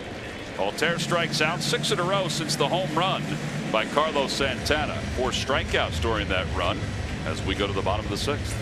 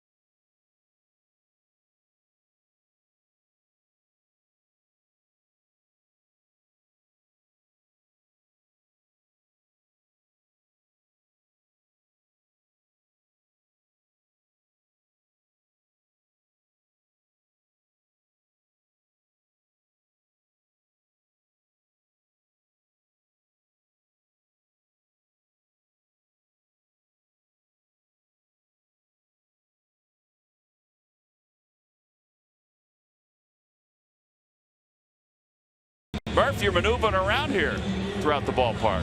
Yeah, got to keep moving. Got to stay sharp. Big crowd, so you got to find different spots that you can, so you're not blocking anybody. That's an important part of what we do out here. You're blocking those two people behind you. Yeah, well, okay. I'm doing the best I can, man. All right, well, Tommy Pham's coming up. What do you got on him? Yeah, let's talk a little bit about him, because, you know, if you were talking about best center fielders in all of baseball, chances are, unless you lived here in St. Louis, you're probably not putting Tommy Pham on that list, or at least not near the top. But if you look at the numbers that he compiled last year, you have to put him in the conversation. He was absolutely terrific for these Cardinals a year ago. In fact, he finished 11th in the MVP race last season, and he's continued right where he left off of it, playing very well for the Cardinals again this year. And, you know, it was interesting. He made some news this spring training because they were talking about the contract extension. He and the Cardinals were talking, but at some point he decided to break those talks off because he wasn't happy with the way they were going. He didn't think that they were representative of the way he played last year. So he said, look, I'm going to bet on myself. I'm going to just play out the contract that I have right now, and I'm going to bet on myself and arbitration next year because I believe I'm going to have the same kind of season. And, you know, early reports are that Tommy Pham is having that kind of season. He's been a very good player for these Cardinals. I mean, look at the career numbers. It took him a little while to get up to the big leagues, but he certainly, and John mentioned it, he played so well that they were able to change their plans.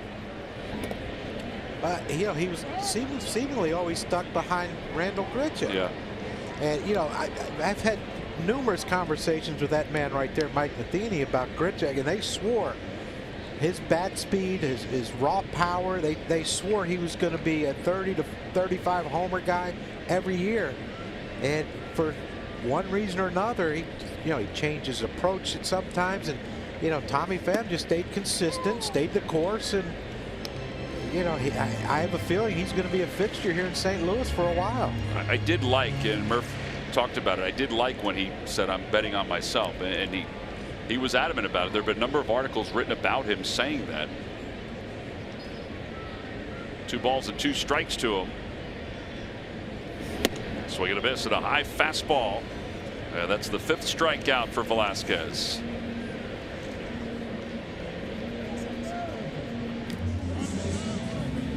Phillies baseball is brought to you by Nissan. Shop ChooseNissan.com.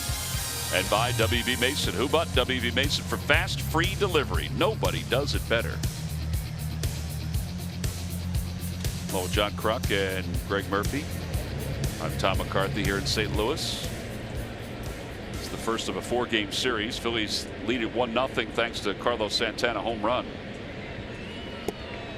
Phillies have only 2 hits. But it's been a nice pitcher's duel between Vince Velasquez and Luke Weaver.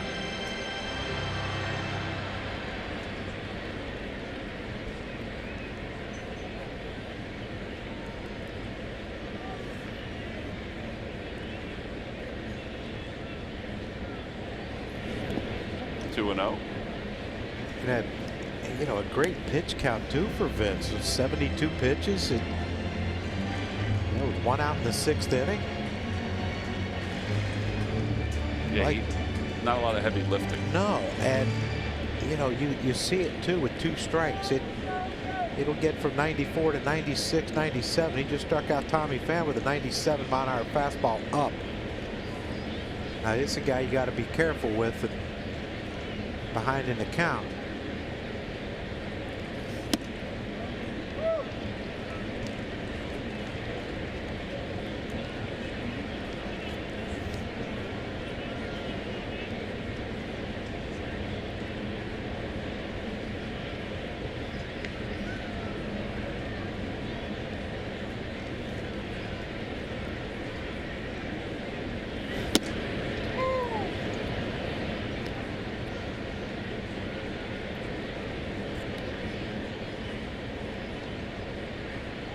See him try to get something inside on Martinez right here. Don't make a mistake out over the plate.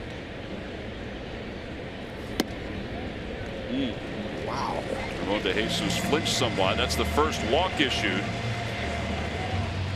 Vince just said that was the same spot.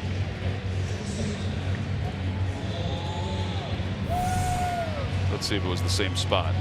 That one on the line. It was close. A little off. Ramon De Jesus has done a really good job back there. Yes, he has. Consistent with both pitchers.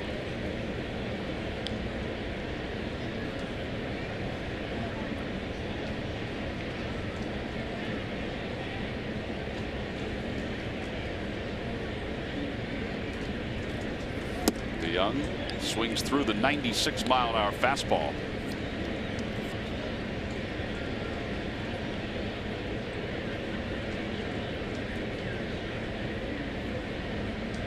Uh-oh. Vince just got real fidgety out there. It's never a good sign. No, make a good pitch. Prove us wrong.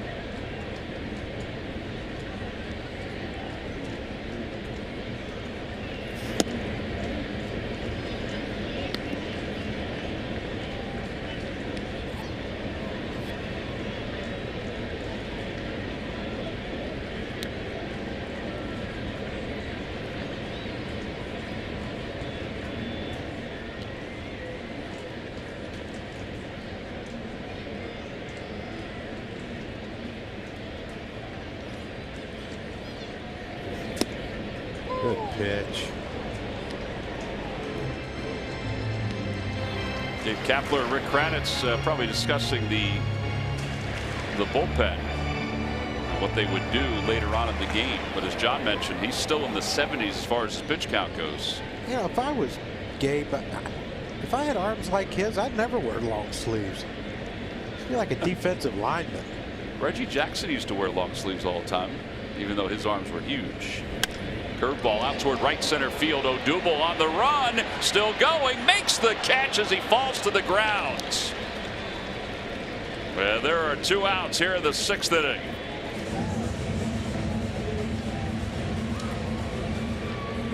Now, isn't that amazing? He can run that far, that fast, and his hat stays on, but one swing and the helmet falls off. What an unbelievable play, though. Big play right there in this game. Well, this is our Hyundai defensive play of the game. As it should be. Those people at Hyundai are pretty smart for picking this one. Great play, great jump he got on that ball. Direct route to the ball. No half steps, no stutter steps, and then look, the wherewithal to get up and make sure that Martinez wasn't tagging. So 2 outs. Here's Ozuna, and it's outside. That was our Hyundai defensive play of the game. Now watch this. He dive, and then he gets up. And if Martinez is tagging, he's ready to throw to second. Or if he thought it wasn't going to be caught and was running, he could have thrown it to first for the double play.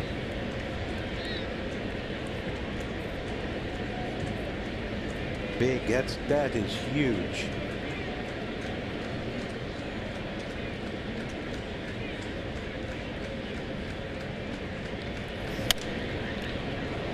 Down the right field line, Santana over and at a play. 1 ball, 1 strike.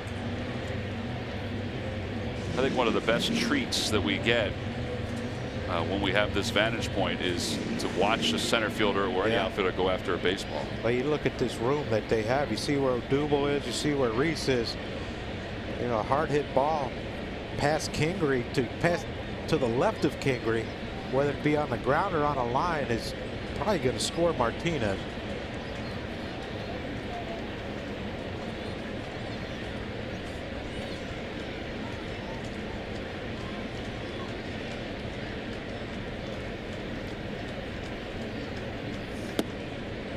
Oh man, he held that long enough. Ozuna looked like he wanted to call timeout. Couldn't believe he didn't call timeout. And then he got caught in between. Couldn't even pull the trigger. Tell you what, we got it all working. Tricking the hitters. 10 more outs, John. 10 more outs. I hear you.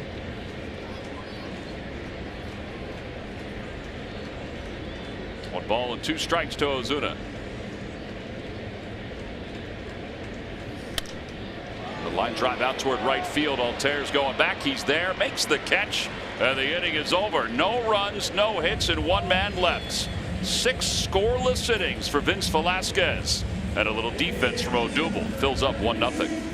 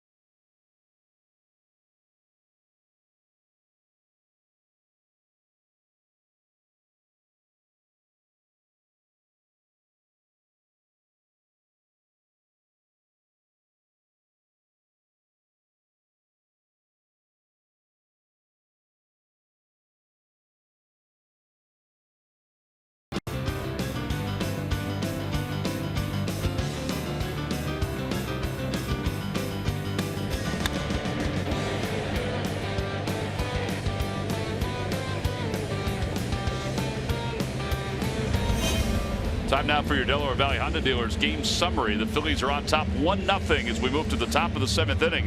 The 1 run and a home run by Carlos Santana. Vince Velasquez has been solid. 6 innings, 4 hits, 5 strikeouts. And Odubel Herrera will lead things off for the Phils against Luke Weaver, who's also been good. He's pitching into the 7th inning, which doesn't normally happen for him. Yeah, uncharted territory for Luke Weaver, but only 2 hits. Problem is one of those 2 hits left the ballpark, and Vince hasn't let him get past second yet. His longest outing of the year, John, is 6 1/3 against Arizona. And a breaking ball low, 1 ball, no strikes. Herrera has now seen 14 pitches in tonight's game in his 3 at-bats.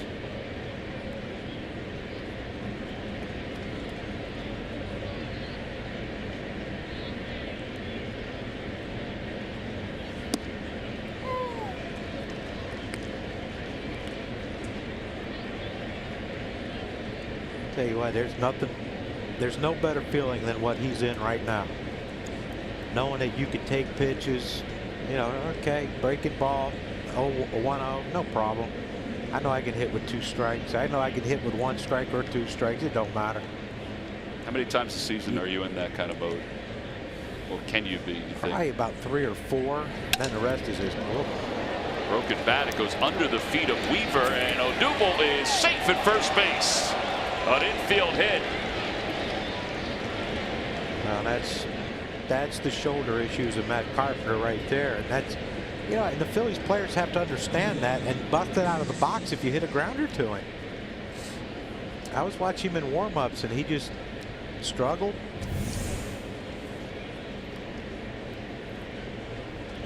The bat almost takes Weaver out, but then you see that it's just nothing on that throw. I think Odubel couldn't decide whether to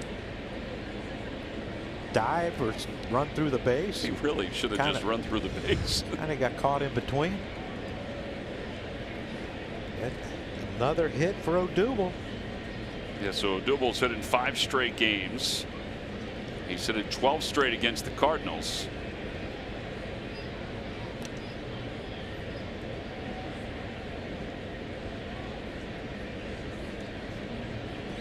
Martinez might have thought they got Odubel and tagged him up in the upper body before he got back to the base. They got tangled, which happened earlier. Well, the way he stands, it looks like his right foot is like in the center of the not on the base, but on the center of the base. And, to me, you come back standing, but you come back on the inside and hit him and bump him, and hopefully the ball gets past him if the ball hasn't gotten to him yet.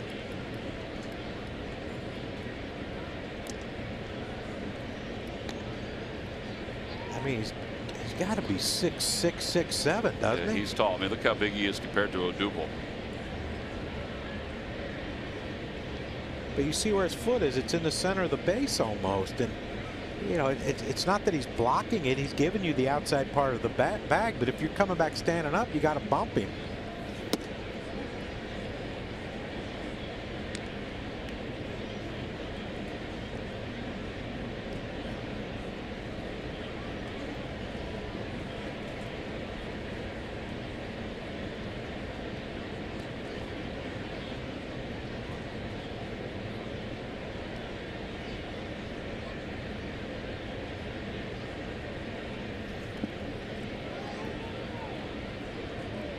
Odubel's mad at himself.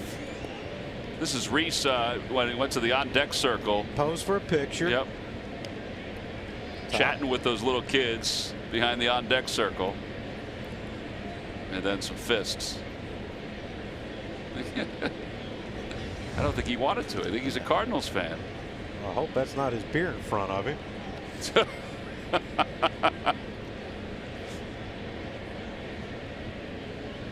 Watching his figure, though.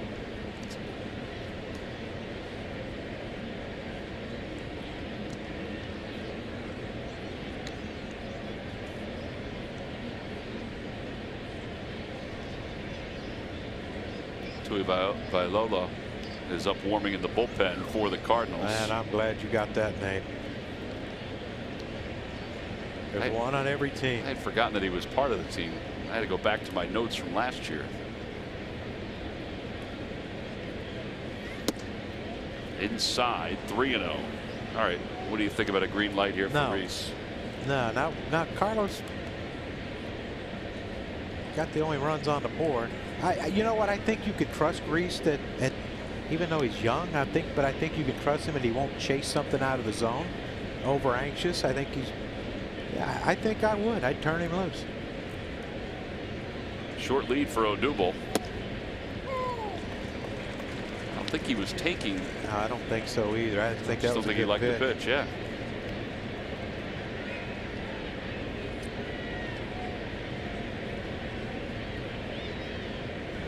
Tui Valala. Tui Vailala. Tui Vailala. On the outside corner, 3-2. Now here's the thing: do you send him? Vailala. I'll worry about it when he gets in. Yeah. But put my reading glasses on. Yeah. Here's a problem: if you send him, and if he makes it, and Reese doesn't get on base, probably going to walk Santana. Swing and a miss. Came back and got him with a breaking ball. 5 strikeouts. Well, Carlos Santana provided us with our Toyota turning point his last time up. Oh, he sure did. Dead center field, and that's a beautiful sight as a hitter. When you see the center fielder running, jogging back for a ball, and you see the back of his jersey. Unbelievable swing by Santana. Only run of the game. And that's our Toyota turning point of the game. He's hit it to a double play, and the home run was his 8th of the year. He's on pace for a 100 RBI season. We talked about it yesterday in the game. You set goals every year. Want to hit this, want to try to hit this many homers, reach this number in RBIs, home runs, walks, all that stuff. He just has to can the average thing right now.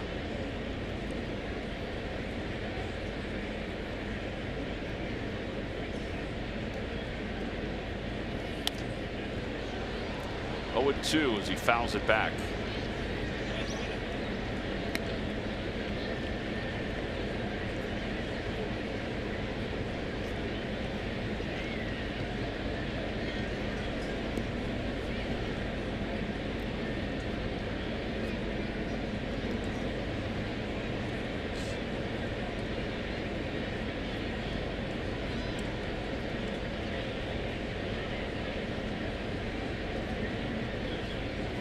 Swing and a miss.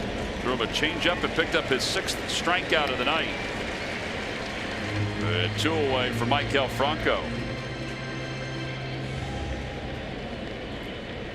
Well, you said it last inning we showed how much he's using his changeup, and that's something that when it's working, keep going to it, and he is. Well, this pitch count has been very efficient tonight.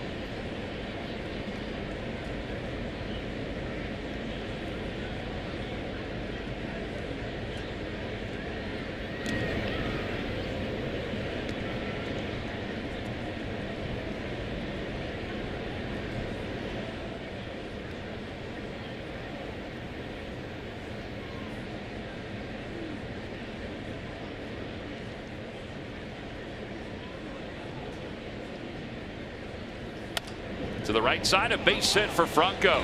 Odubel's around second, on his way to third, and he'll get there easily. First and third with 2 outs. And Maikel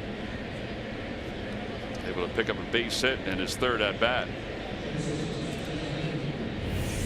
Yeah, he did this yesterday in Baltimore, inside out with the runner on 1st and 3rd, drove in a run and got Nick Williams at 3rd base, and that's that hole's there. That's one of the reasons that they, when you hold a guy on, that's one of the reasons why a lot of left-hand hitters hit for a higher average. You can roll one over and get a base hit. Franco's used that hole the last couple games, and it's going to take 2-out hit from Kingery, though. We need him to get going. That's the problem. Falling behind. Well, yeah, but you know it's a breaking ball, and I know the first pitch I don't want to swing at nothing but a fastball, but that was kind of a good pitch to hit. Take a peek at it. I mean that's one you should really do damage on. Opposite way, Fowler. He was playing that way. 7 innings for Luke Weaver. And as we go to the bottom of the 7th, the Phillies still hanging on to a 1-0 lead.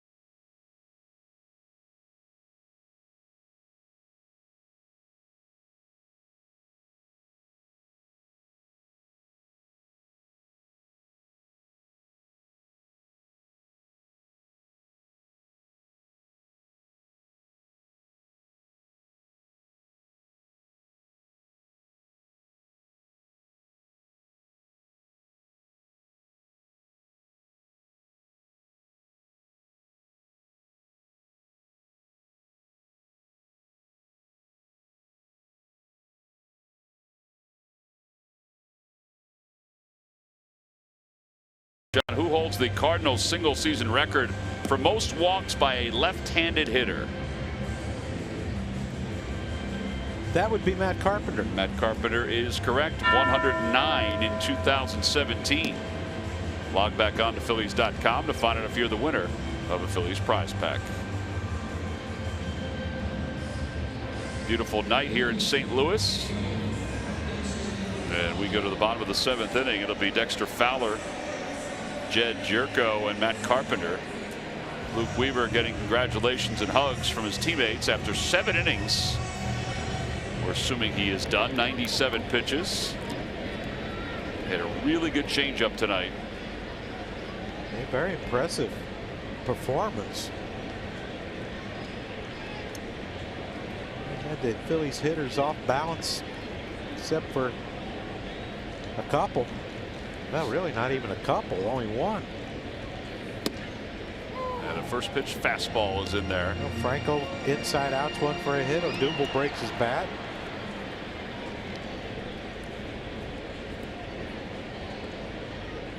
Reese hit the ball hard his first at bat to left field for a base hit, but other than that, not a lot of solid contact.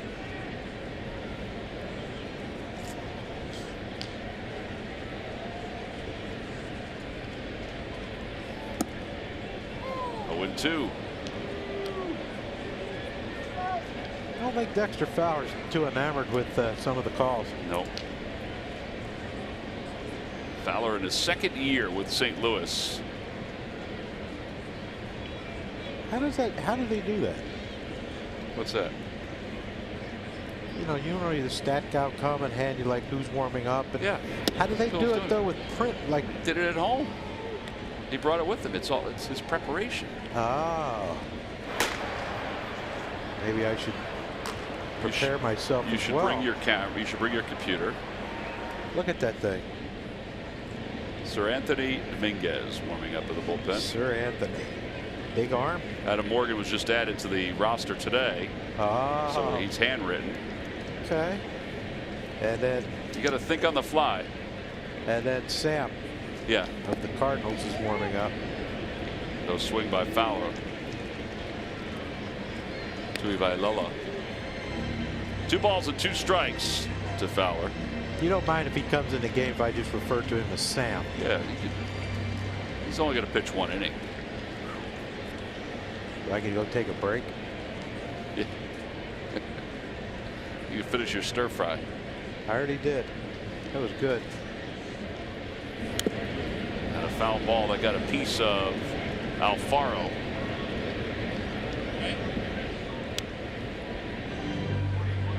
I like the gray. The gray mask. Yeah, the whole chest gray protector. chest protector, shin guards, the whole thing. He just got the hockey style mask.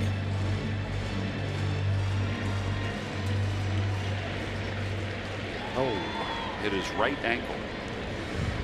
the only part of his leg from the knee down that's not protected. Right.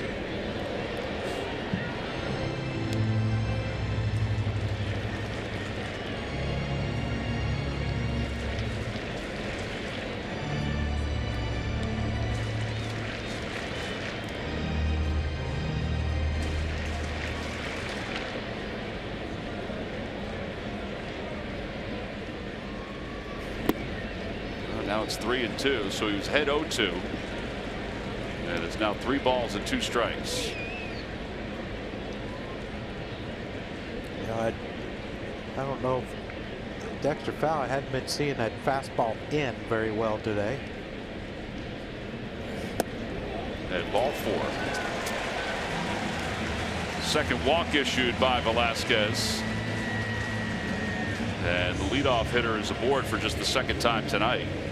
Interleague Baseball returns to Citizens Bank Park over Memorial Day weekend. It's a 3-game series with the Blue Jays. Saturday the 26th, the reminder is a 4:05 start.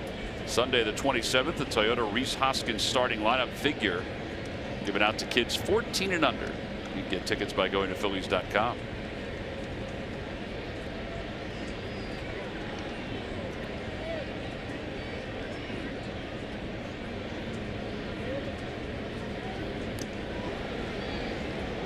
Size lead for Fowler.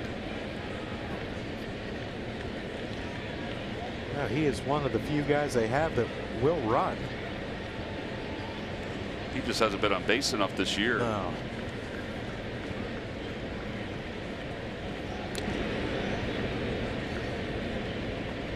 Vince gets that ball down into the throwing hand of Santana, so he can just backhand catch and swipe tag.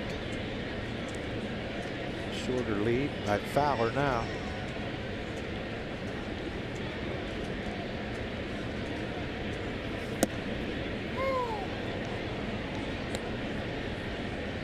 Jerko is flied out to left and he's lined out to left field.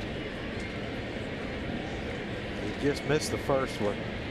Second one he hit right on the line to Reese. But still think you got to keep the ball down.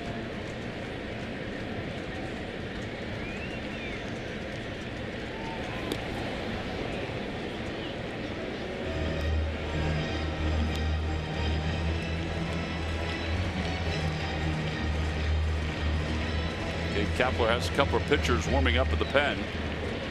Actually, it's just Morgan now that's warming up. Sir Anthony has sat down.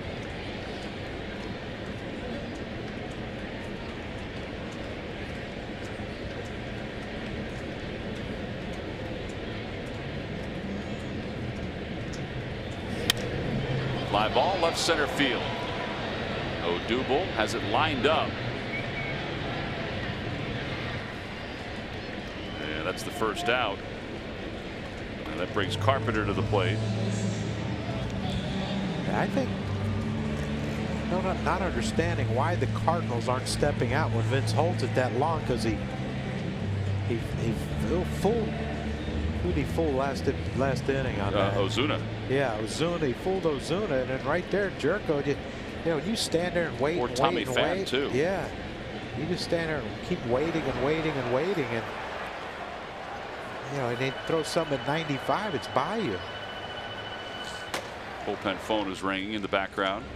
But that was Murph.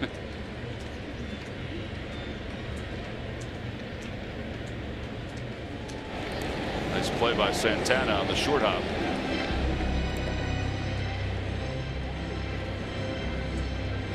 that's a no-no. Great glove by Santana. We knew that coming into the season. Ball had a scuff on it. Vince threw it out. No.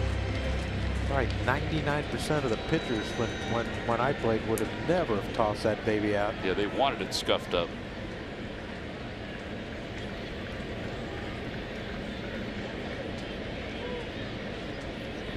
Curveball.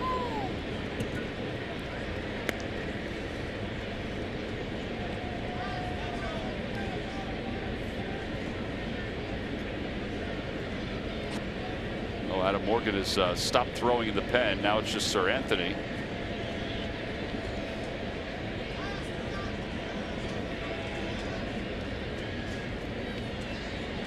There's Dominguez. Well, you would have to think at this point in the game if Mike Matheny was going to use a pinch hitter. The only two guys he has that are veterans are Wong and Garcia. And Wong's 0 for his last 21. Yeah. They just brought Stephen Barron up. He's the backup catcher. So you probably won't see him.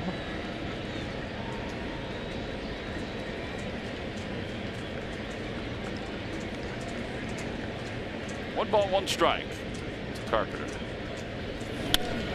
Fly ball left center field. On the run is Odubel and Hoskins, and Odubel and Hoskins miscommunicate. The ball gets away. They better hurry up though. And Fowler will go to third.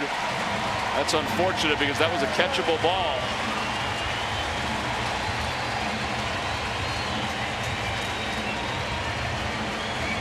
It'll be a misplayed double, I would think. And it puts runners on second and third. And Gabe Kapler's going to come out. Looks like he's going to make a double switch.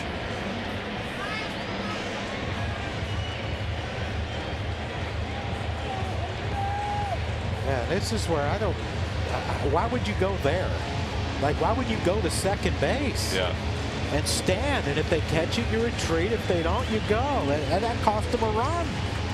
And, you know, look, we saw Odubel calling it the whole time, and Reese heard him late and slid, and that's why the ball was missed. So a pitching change for the Phillies here in the bottom of the 7th inning.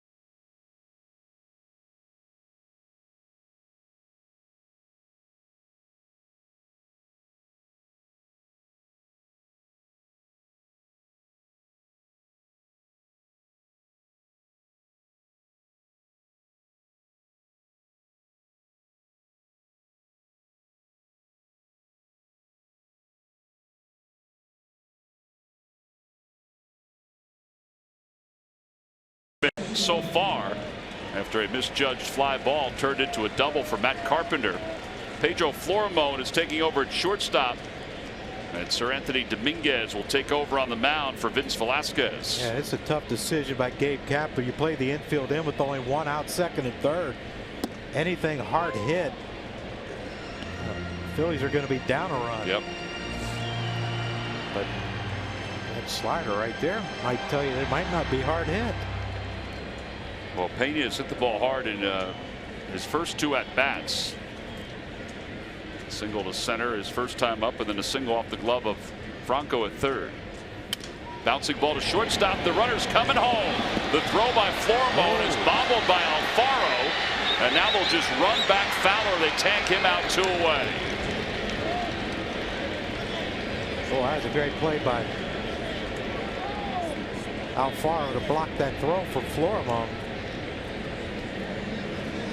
And, you know, Fowler, really nothing you can do. You're going to be out because the ball was hit right at Florimon. He's going on contact. He didn't get a great secondary lead, first of all, and then the low throw. But, you know, that's one of those you stop and you try to get, of course, Carpenter to third. And, you know, the good thing is he kept Pena from getting to second base.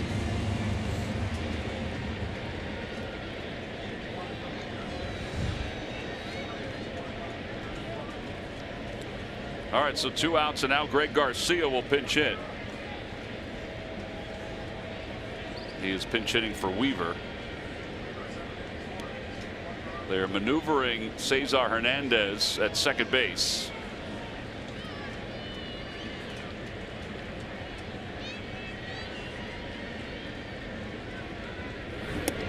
And a ball off the glove of Alfaro.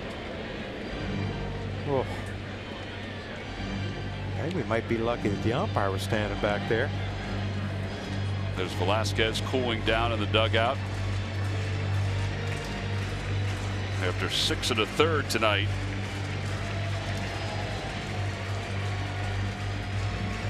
Alfaro ripped his glove.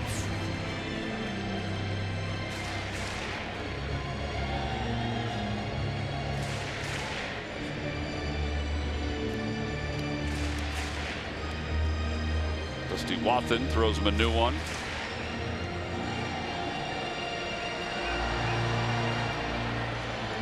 Well, you hope it ain't too new. Yeah. There's no Mark Anderson on the bench to try to restring that glove. That mitt. Sorry, Ben.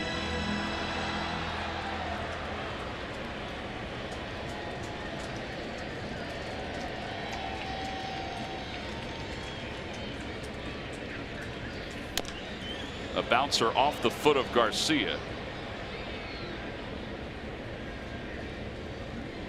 1 ball, 1 strike. Hey, what, old Sir Anthony got something to work with, doesn't he? Oh yeah, he does.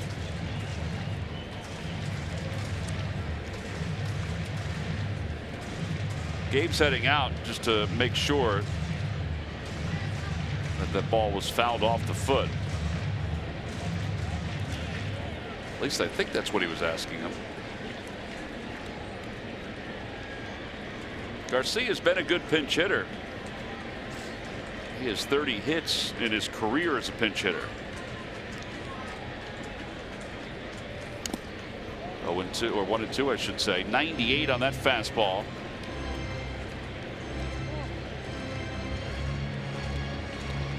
Here's where you got to be careful if you're Alfaro and Dominguez is throwing this. If he wants to go to slider here, you speed up Garcia's bat with that hole open, with Santana having to hold Pena on.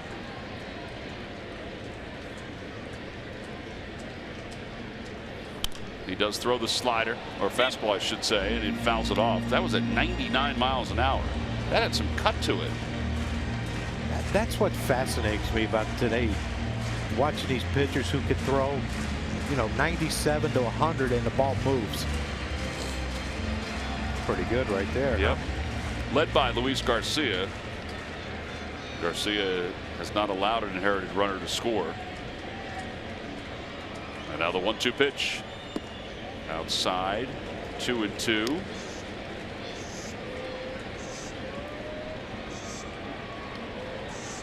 Jordan Hicks in the bullpen. That name. I can get that name. That's pretty smooth, isn't it? Tell you what, I'd like to see Sir Anthony try to go up Fastball up. See if he can get Garcia to chase. In the air to right center field. Not deep. Playable for Odubel. And he makes the catch, and the inning is over. A nice job by Sir Anthony Dominguez. As he comes on with 2 runners in scoring position and nobody scores, we'll move to the 8th. 1-0 Phillies.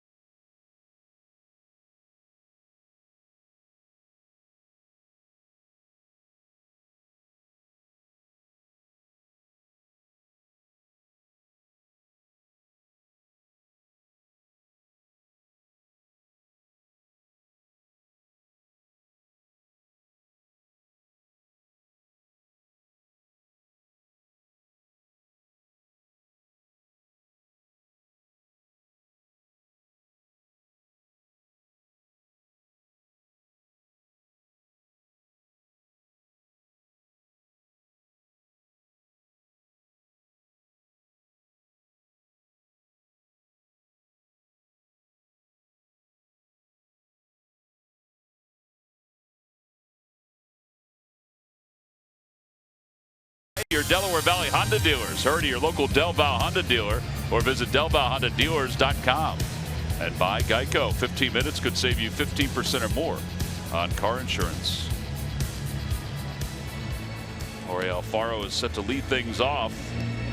It'll be Alfaro, Florimon at the top of the Phillies order against right-hander Jordan Hicks, who has had a nice beginning to the season. 18 games, a 0.92 earned run average. Look at that. 19 2/3 innings, only 9 hits, 14 walks though. Yep.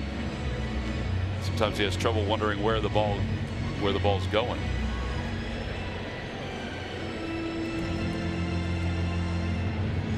So what you're trying to say is we should be patient or look out. That's not probably the last thing you want to tell a guy. Greg Nettles told that to Tim Flannery facing Steve Trout. Oh, no. You know, Steve Trout kind of stepped across his body. And Nettles said he just looks like he's going to hit you with every pitch, but he never hits lefties. First pitch, he drilled Flannery right in the back. Alfaro punches it through the hole on the right side. Well, he's been doing that more often, whether he's trying to or not. Hey, great start. I'd like to add a run or two just because. Would you bunt here? I think so, yeah. I think you have to get, you know, you got Cesar up who's having a good year. And, yeah, I'm not sure if they would pitch to him, though. Aaron's struggling, but, you know, if you get through Aaron, he doesn't hit into a double play, then you got to face Odubel. Well, Alfaro can run, which is why this could work. I'm surprised that the Cardinals don't have a lefty up in their bullpen.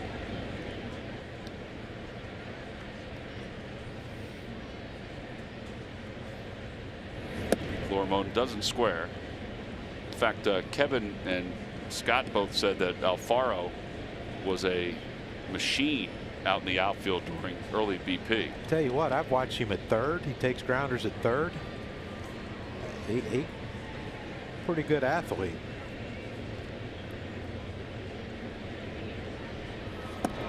Inside, 100 miles an hour, 2-0. He throws 100. Did you see his strike? 19 2/3 innings or what? He's only got 8 strikeouts. Yeah, that is weird. Maybe it's straight. I don't know. Or maybe he can't throw it for a strike and he has to throw something else. It gets hit.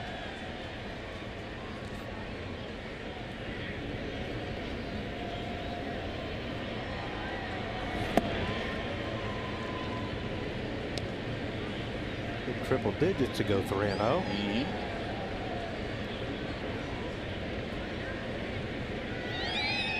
I think he's taken. Just a guess. He might take 2. I hope he only has to take the 1 and go to first.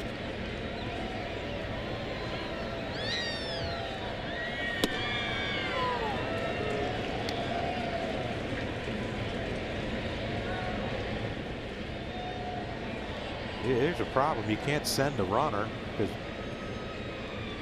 he's liable to paint 1 or bounce 1. You never know.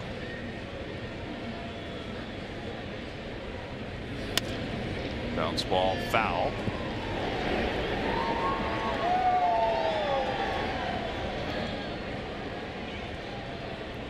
Well, that's unique. I didn't realize they had 2 ball people down the line. Yep. Huh. That one there called off the one that's deeper down the left field line. They actually have a 3rd one that's closer to the tarp, but I don't know if he. Oh yeah. I don't know if he gets involved as much. Maybe he's the food runner.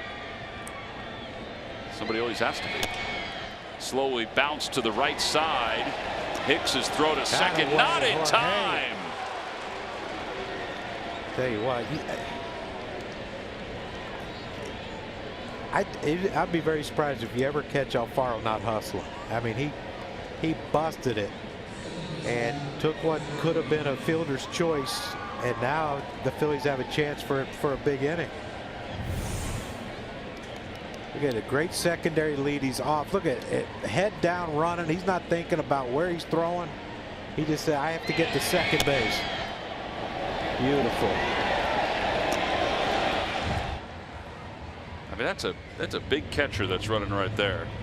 There's Mike Maddox out to the mound. See, he hasn't changed from different teams. He right hand on the shoulder, covering his mouth when he's talking. Now pat him in the chest when he's getting ready to leave. Is that the Rick Peterson? I have no way of idea. doing it? That's how Rick was always like that. There it is.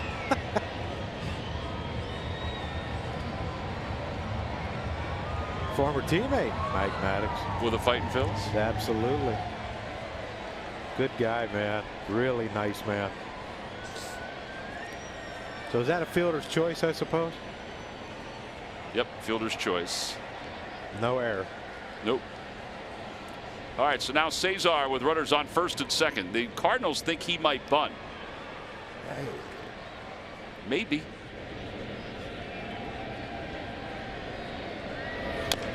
Nope, he fouls it off his foot. I tell you what, I've never seen this. Now, you have first and second, a left-hand hitter up. Look where Matt Carpenter, the second baseman's playing. He's holding out far on, but yet because of the threat of a bunt, Martinez is cheating in. I mean, so who was covering first? No one. But there's an enormous hole there. Yeah. I mean, this is like we have to get the runner at third for some reason. Now Carpenter's starting to cheat a little bit. Attaboy. Out toward left field, and it's going to drop in front of Ozuna. He'll fire to second. Not in time, and the bases are loaded. I was just about to say how surprised I was how shallow the outfield was playing. But it almost paid off. Well, Johnny, this is turning out to be a nice start to the inning. Yeah, good base running by Alfaro right there with no outs. You don't want to risk it. If you know that ball hangs up just a little bit and Ozuna can come in and catch it, but you know you have to figure bases loaded. You got your 2-3-4 hitters up, and I still don't see a lefty down in the pen for Odubel. This is where Aaron has to get it started a little sooner. He can get beat with fastballs. And that's a good one, 101.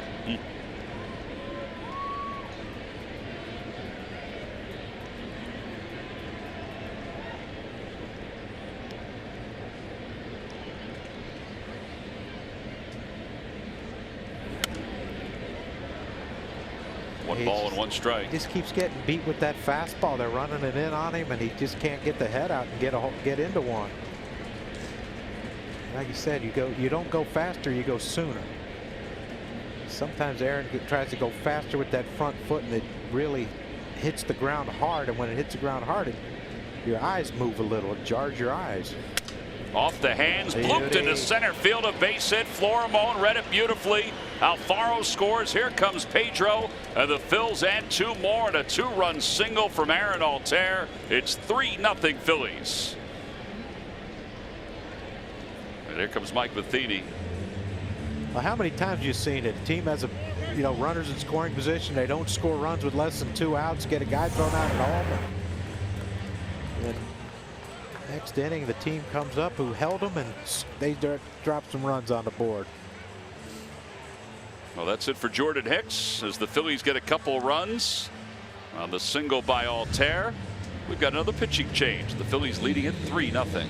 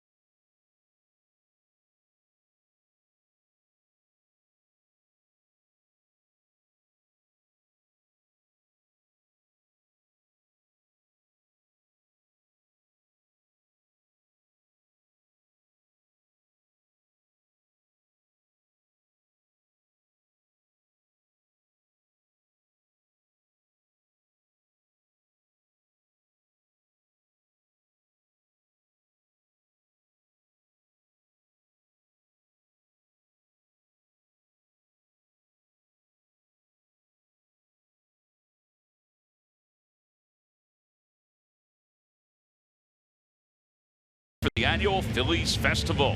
It is Thursday, June 21st. Gates open at 4 o'clock Eastern Time. It benefits the ALS Association Greater Philadelphia chapter. Admission tickets includes 2 autograph booth tickets are $30.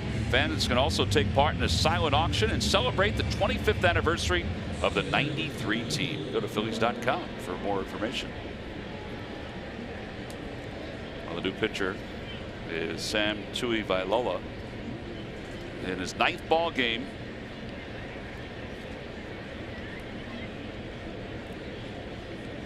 And he's on to face Odubel with 2 runs in, nobody out. Say it again. Tuivasa-Vailoa. Odubel takes inside. Tuivasa-Vailoa. Yeah, that a boy. Take it away, John. I'm good. Come on, Odubel.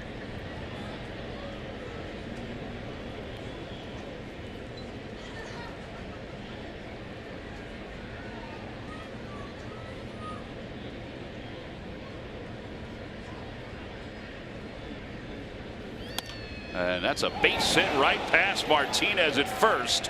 1 run will score. Altair to third. He's being held late. And it's an RBI double by Odubel Herrera, who has 2 hits tonight. And the Phillies lead it 4-0.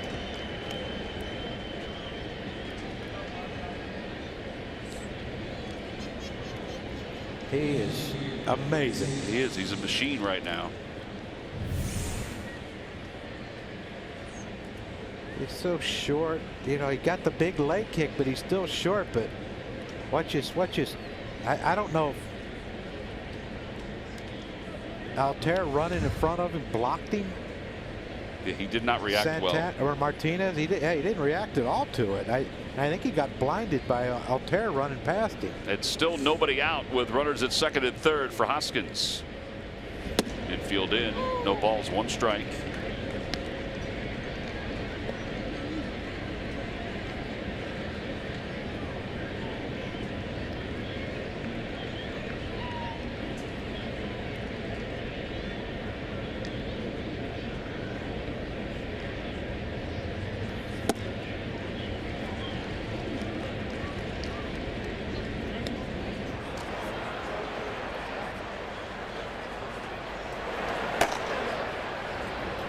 Axel Rios warming in the bullpen. The Phillies up 4-0.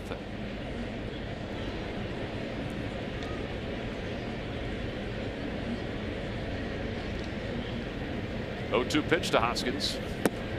Down and away.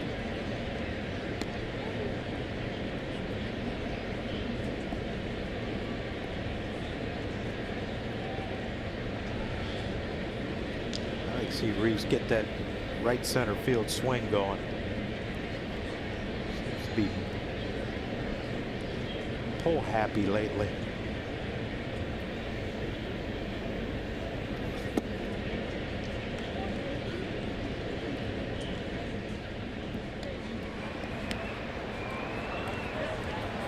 My old buddy Jim Gott, I got to sit on the bus with him yesterday. We reminisced. Guy is always happy, it seems. Oh my goodness gracious! You know he's with the Giants when Mark Grant was there, and you know Mark, the happiest guy in the world. Swing and a miss and a curveball. So Reese strikes out for the first down here in the 8th inning. And here comes Santana. And he's going to first. I think the bad boy's getting a bad read. Yep, there he goes. So the intentional walk will load the bases up for Michael.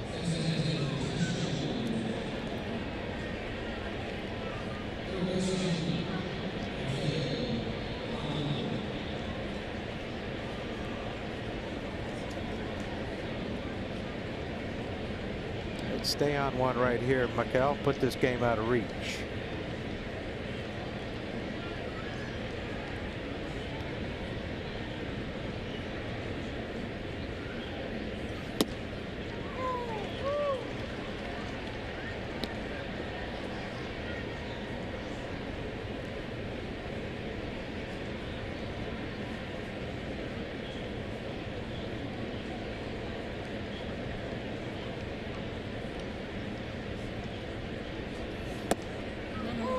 Two.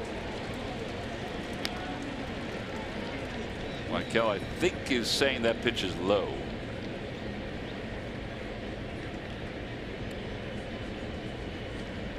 Looked pretty good from here. It did look pretty good.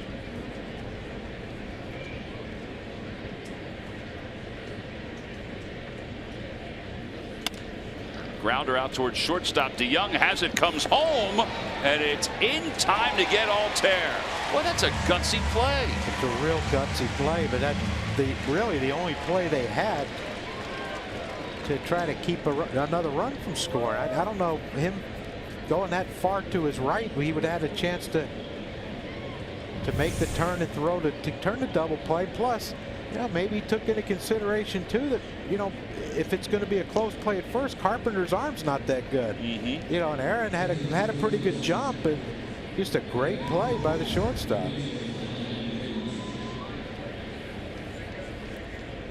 Well, now Nick Williams will be the pinch hitter, and Mike Maddox out to give a little scouting report.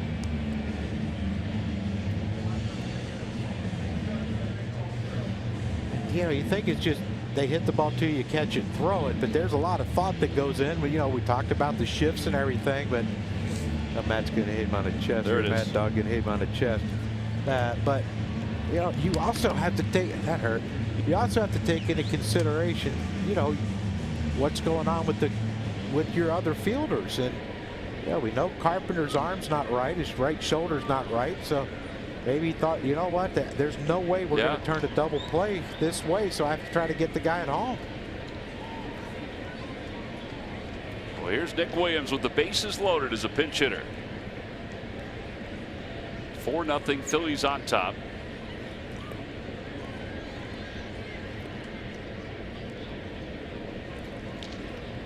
I know Cecil pitched yesterday. They're only lefty in their bullpen. I don't know if he's not available or.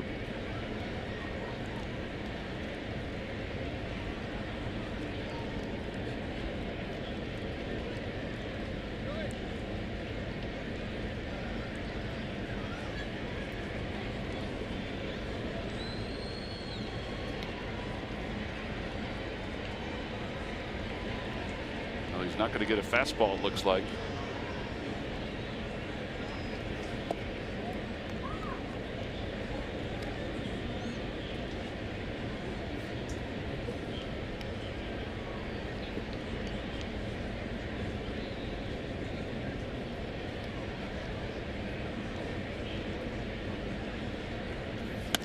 Shoots that one the opposite way, and it's gloved by Jerko.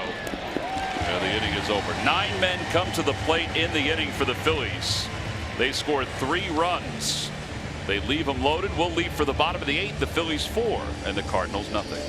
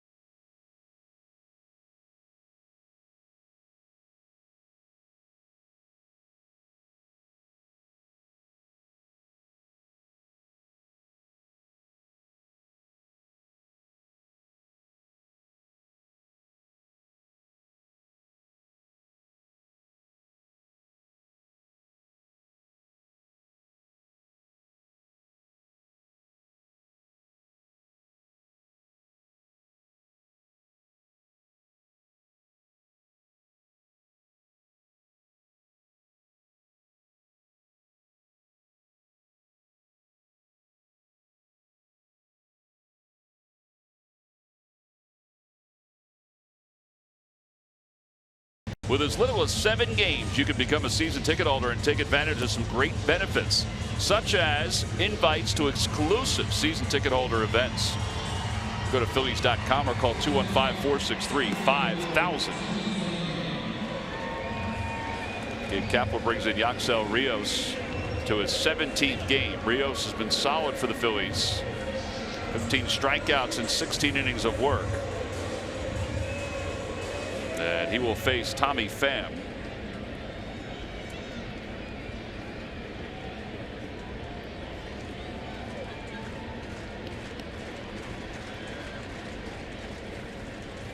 Pham is 0 for 3, struck out his last time.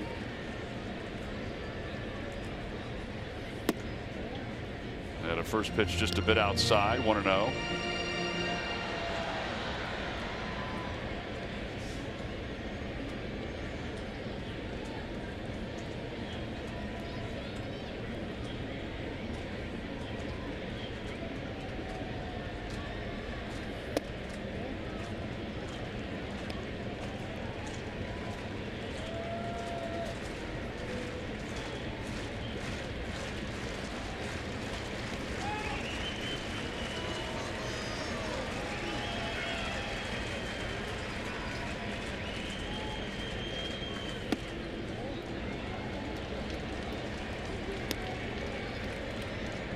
Luis Garcia warming up in the bullpen.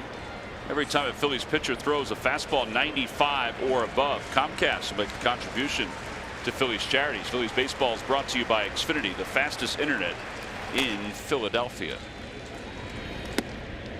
And ball 4. Walked him on 4 pitches.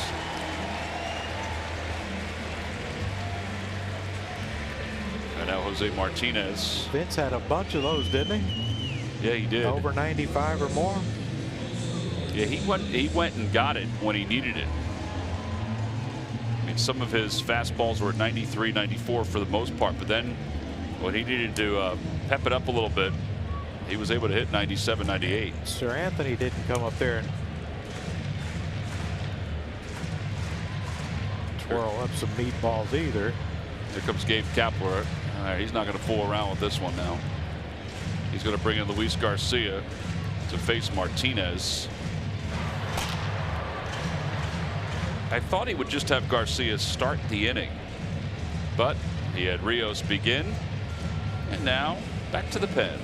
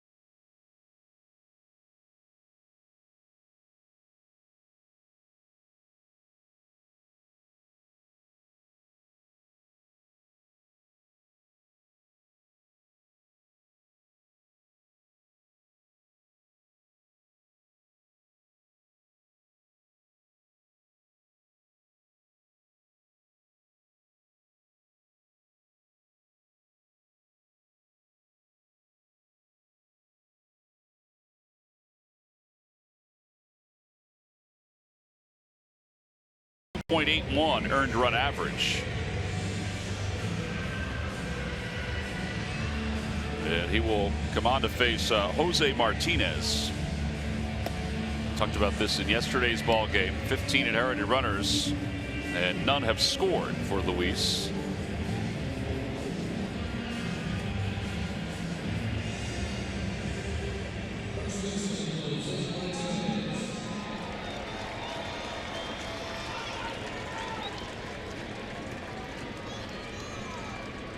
All right, so Martinez singled his first at bat, struck out in his second at bat, walked his last time.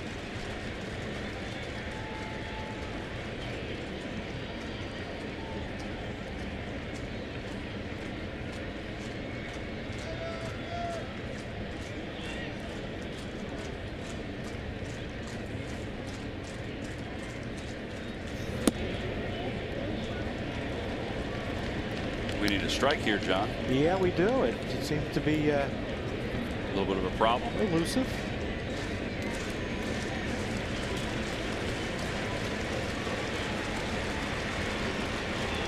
Phillies bullpen is 7th in Major League Baseball with an earned run average of 3.23.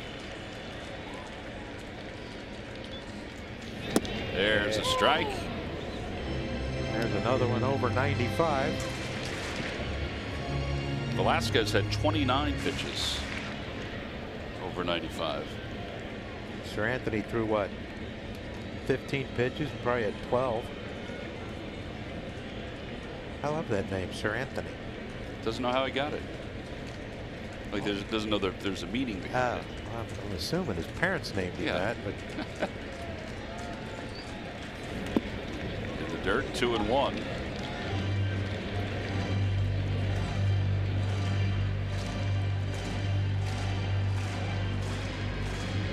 I think that one got Jorge pretty good. Yeah.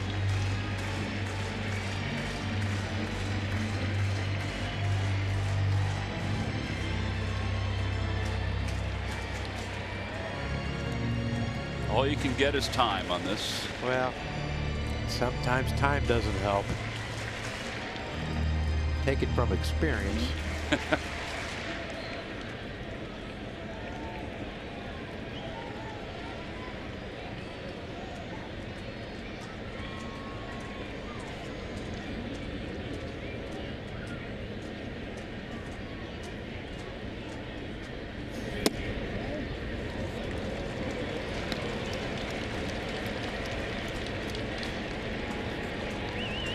Elusive. Yeah, it's what you kind of don't want. You know, if they're going to come back in this game, you got to make them earn it by getting, you know, 5 or 6 hits to do it in the next 2 innings, not 1 or 2 hits. Out toward the hole, and there's a base hit for Martinez. That puts runners at first and second. It's his second hit of the night. And now Paul DeYoung is coming up.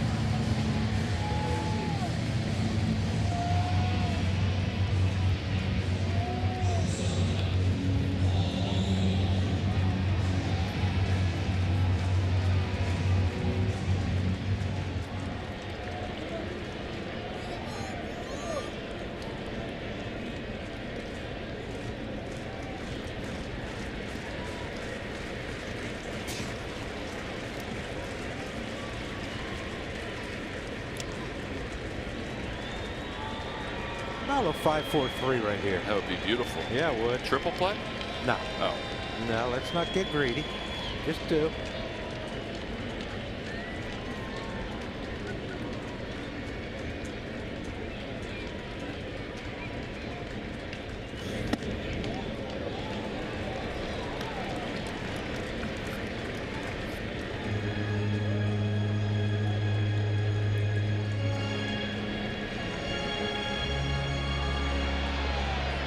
Phillies will get some bullpen action again. Looks like Adebry Ramos is going to take his jacket off. And Morgan as well.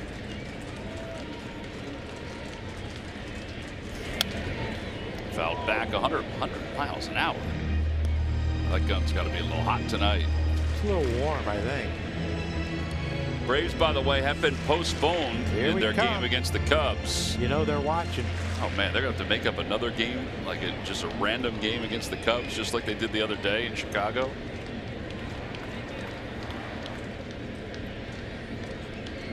You know they're dialed into this one. Might even be up on the big screen. Do you believe any of those players say, yeah, we don't really watch the standings? I do not believe that at all. I don't either.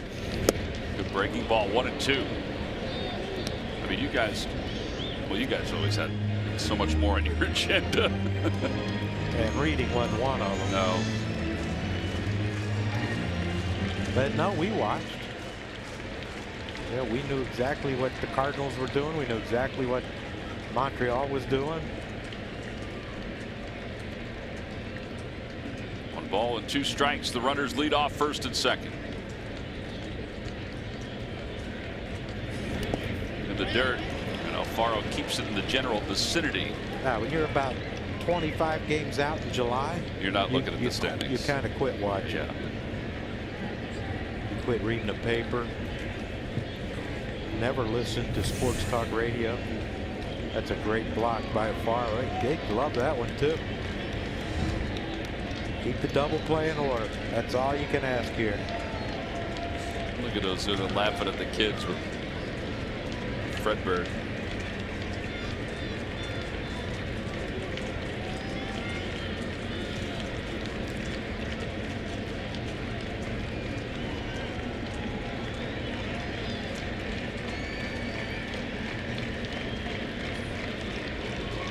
Two balls and 2 strikes.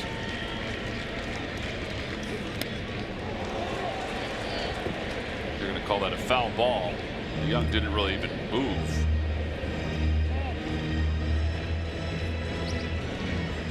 They're gonna. Mike Matheny's waiting to see if it hit him. Oquendo's coming down to check on it. I think it hit the knob of the bat. Yeah, I mean, it sounded like it hit something that wasn't flush, but I think it's too late for the trainer to come out to check on it. Well, you know, but DeYoung didn't really react, and then he started shaking his hand.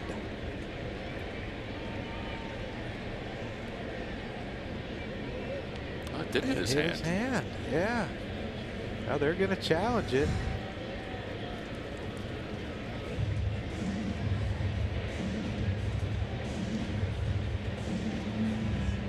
Well, they can't get the glove off.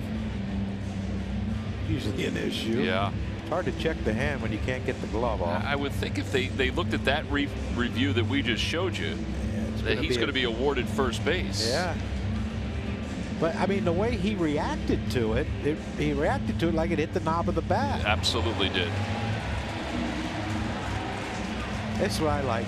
They're listening to the command center in New York, but yet both umpires are watching a replay up on the big screen. Yeah. All right, so it's a hit by pitch. And that will load up the bases. So the tying run is coming to the plate here in the 8th inning. Usually when guys get hit like that, I mean, they put on a show of pain. He just brushed it aside.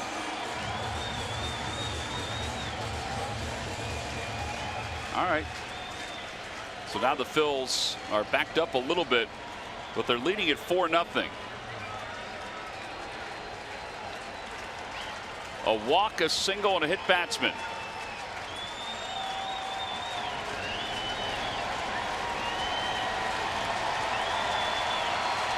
Ozuna is 0 for 3.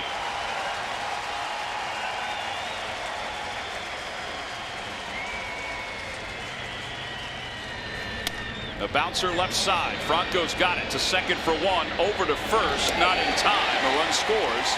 And it's a 4-1 ball game. So for the first time this year, Luis allows an inherited runner to score. But 1 out. And the double play is still in order. And Dexter Fowler's coming up.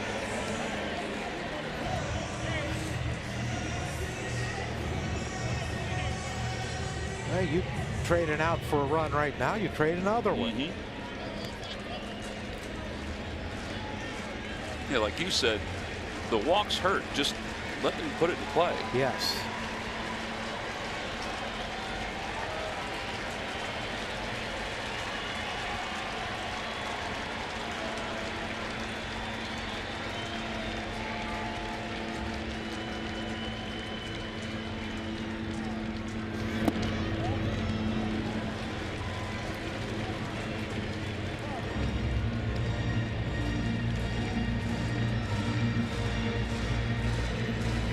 Morgan.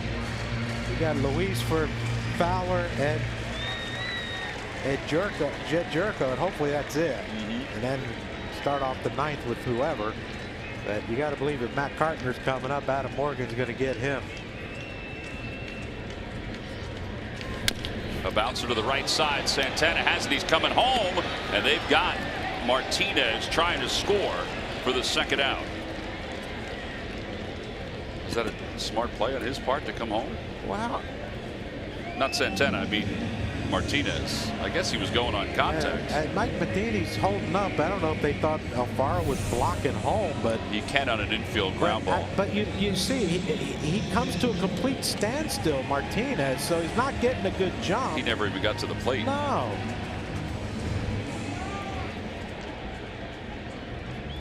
All right, so back-to-back fielder's choice. 3-2 on the putout at home. And there are 2 outs here in the 8th inning. And here's Jerko. I would guess Martinez probably think, well, they're not going to come home with a 4-1 lead in the 8th.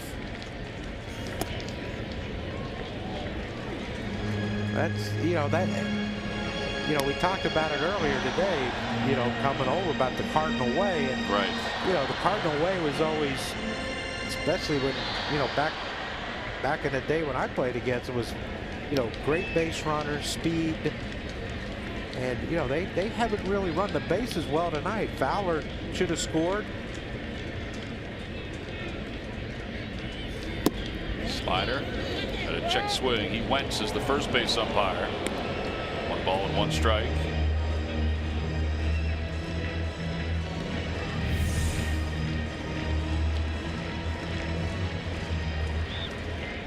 Close. Yeah. We'll take it.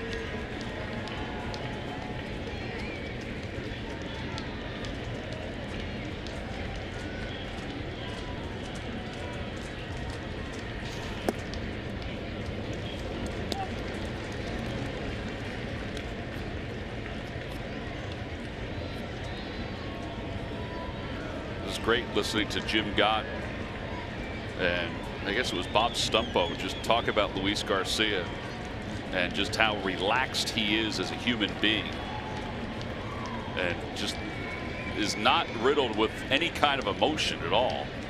Well, you remember last year all the talk where they don't think he could do this. You know, they thought, you know, he's a mop-up guy, a long relief mop-up, you know, when the game's out of hand. He's become a very, very vital part of this bullpen. Well, he's fallen behind a good hitter here, 3-1. With Carpenter on deck.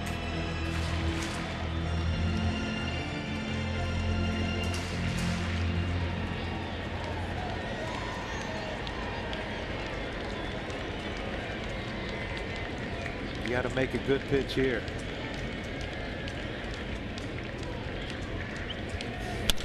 And a base hit into left field. Ozuna's around third. He'll score. And it's now a 4-2 ball game. RBI single for Jerko. And Carpenter's coming up. And let's see what Gabe does. He's at the top step. Here he comes. And he's going to go get Adam Morgan.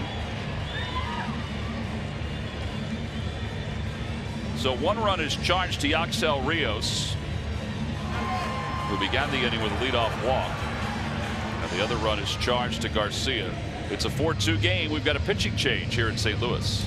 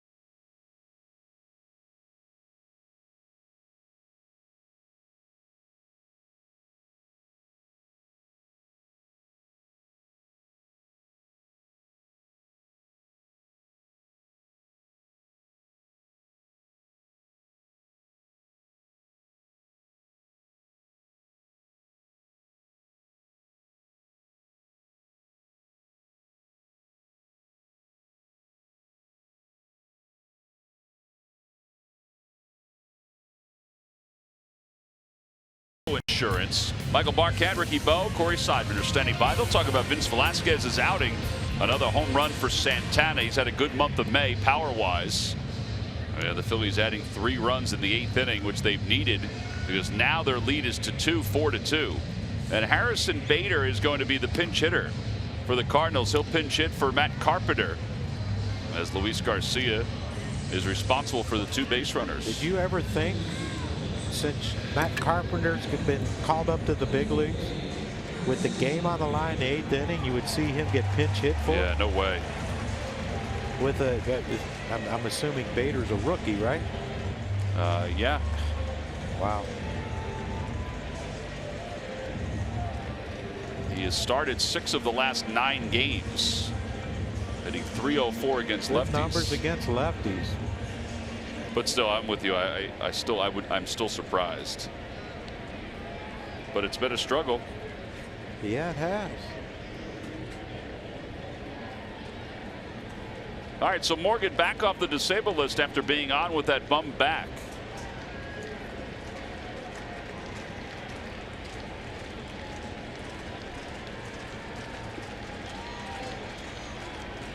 And Bader takes the first pitch a little high. It's 1-0.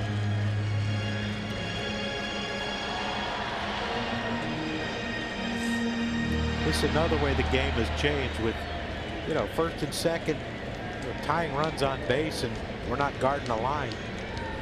Normally 8th, 9th inning, You are right you're about hugging that. that line. It's fouled back. It's 1-1. He was right on that 94-mile-an-hour fastball. Some bat speed too.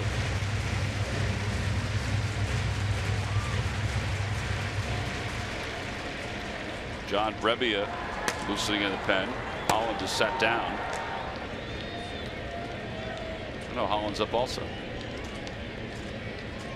I guess if they tie it or go ahead, it'll be Holland, and if not, it'll be Brebbia.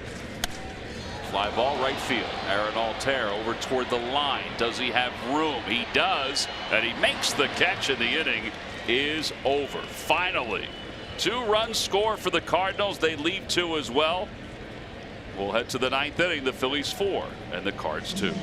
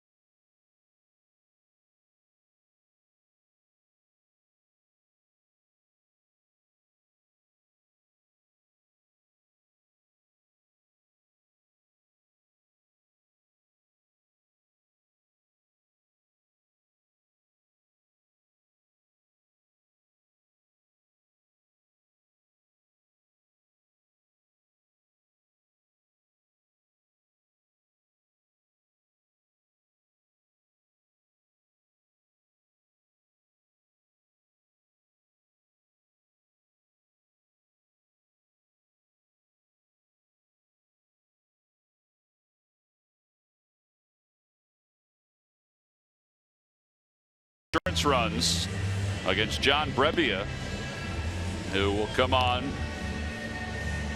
to pitch here in the top of the 9th inning. Colton Wong will take over at second base after Matt Carpenter was pinch hit.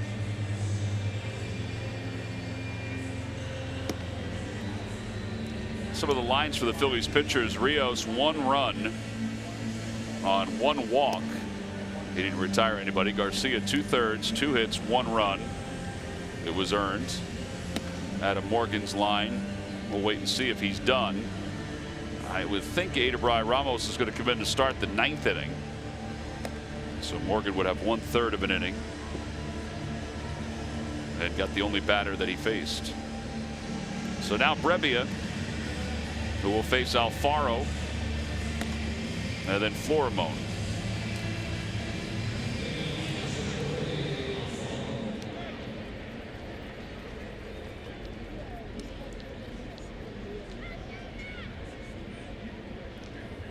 Alfaro got the rally started in the 8th inning with a single to right field.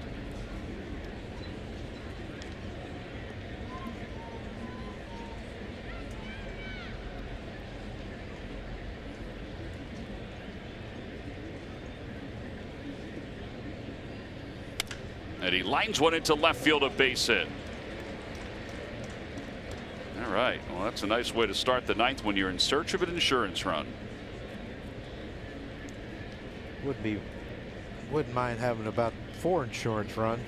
Amen to that. Let us breathe a little easier. Good to see Jorge with the multi-hit game. Well, I think we were in this situation before, weren't we? We were, and then Florimone did not bunt. The Cardinals will still have Jerko play in on the grass.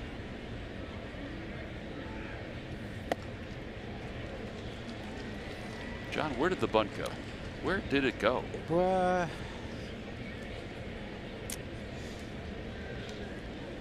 don't know, but we're going to search for it.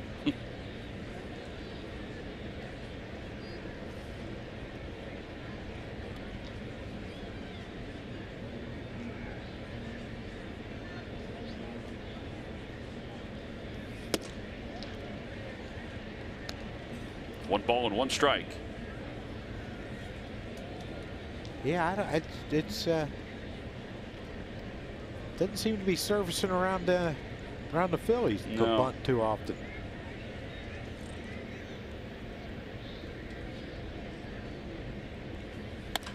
Maybe that's why. In the air to right field. Fowler's going back toward the fence, and it is gone. A 2-run home run, and the Phils do get some insurance.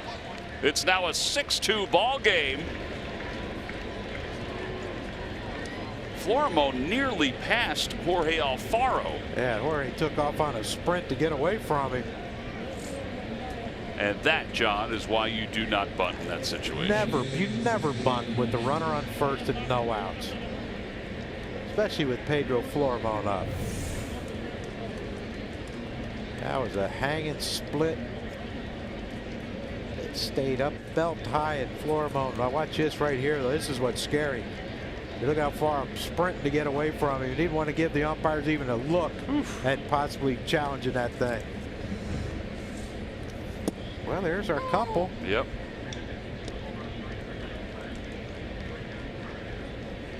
Well, Florimo has come in and he scored 2 runs. He's driven in 2 runs. And just hit that 395-foot home run. And it appears that it sent some people packing. Cesar bloops one out towards center field, and that's going to drop for a hit. So Cesar has 2 hits in his last 2 at bats. Phillies now have 11 hits, including 9 in the last 3 innings. I bet Aaron's not bunting here. I don't think Aaron's bunting. No. It's interesting the way, you know, it's 4-2. You know, it seemed like coming into this 9th inning that, you know, Cardinals had some momentum going. They sure did. You know, look, Brebbia might be a great pitcher, but he's not Greg Holland. You know, and you wonder why you wouldn't bring Holland in to try to keep it a 2-run game to give your team a chance. And you know, look, like I said, Brebbia could have come in here and got 1, 2, 3 and got out of here, and it's a, you know, it's a, you just forget about it. But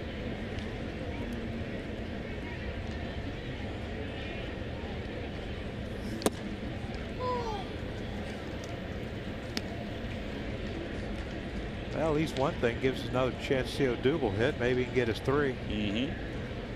2 and a walk so far. Not bad.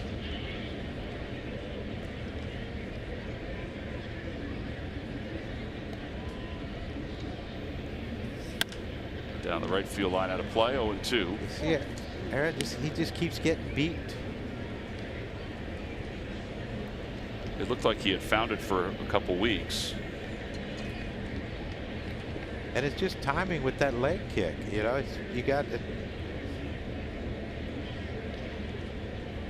get that. You got to make sure he gets that front foot down. And like I said before, sometimes it seems like he tries to get it down too fast.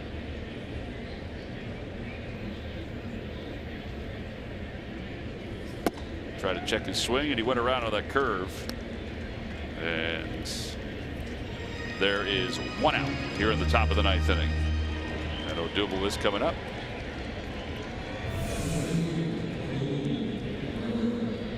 .96 on the exit velo, 395 feet. And that ever important 33-degree launch angle. What's the perfect launch angle? 45 or something? Or I forget what it is. I forget. We talked about it one day, but that could have been last year. No, we did talk about it. I thought you knew what the I have no clue. Maybe it was Mike that knew. Yeah. Yeah, Mike knew. Let's blame Mike.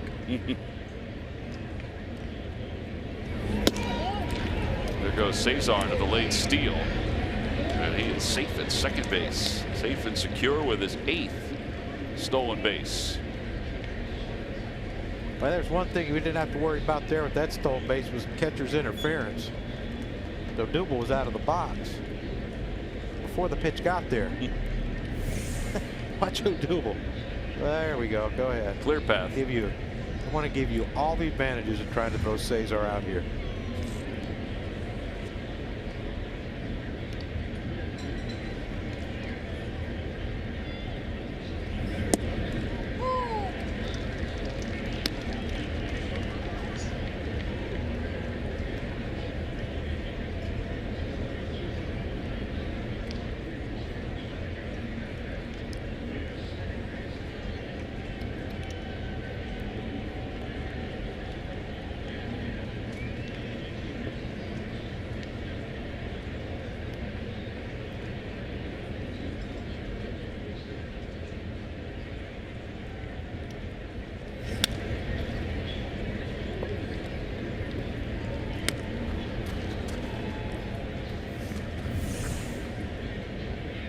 He asked for time. Asked for time. The helmet's a little crooked there. Looked like he just came home at like 3 a.m. Been there.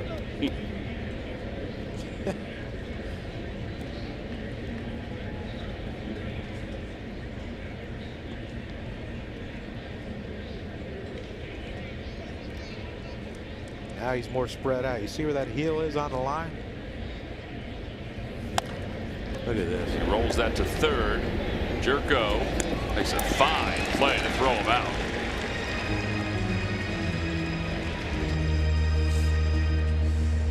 And 2 away.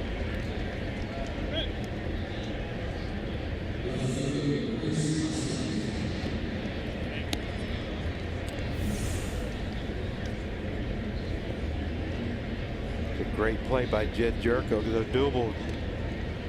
Sometimes when you have that little bail, you get to first base a tad quicker. Well, Ramos continues to warm. Hutchinson is out there as well. I really think Ramos is going to come in. He's been warming up. You do? Well, I don't know. Yeah. I don't know. I wanted a bunt. I know. We both did. He bunted it. It just went 397 It was feet. a really nice bunt. It was a great bunt. A little high. You know, you want to try to get the bunt on the ground, but that'll work. You need to get this big horse rolling too. Yep.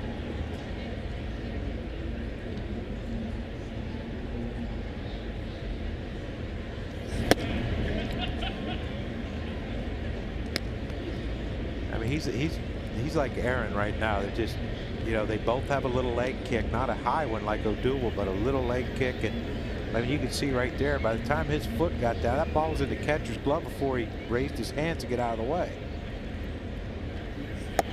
Outside, 2-1.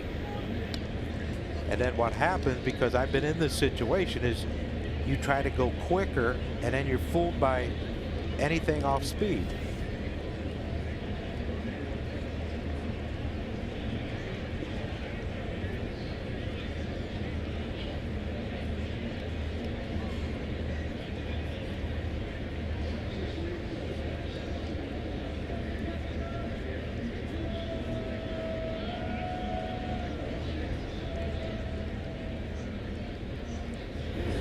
Off the end of the bat, little cue shot to first. 3-1 on the putout. Phillies get 2 runs on the home run by Pedro Florimon. So they add a little insurance. A pretty sweet swing. So we're going to go to the bottom of the 9th inning here in St. Louis. The Phils on top of the Cards, 6-2.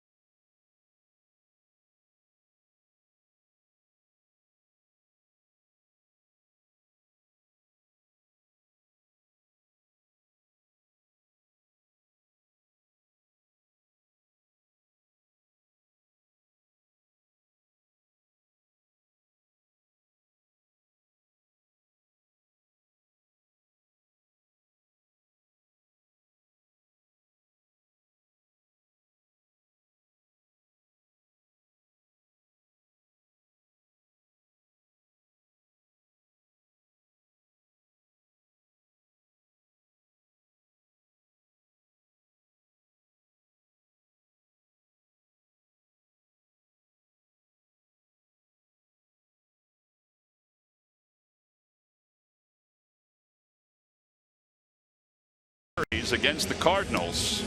Well, this would be a nice win to kick off this 4-game series. Ramos is in.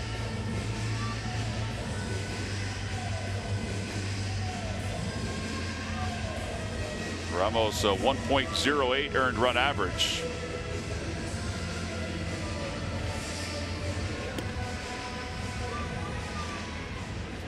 Well, I hope he's as efficient as he was yesterday in Baltimore in the 2 batters he faced in the 9th. 2 punch outs.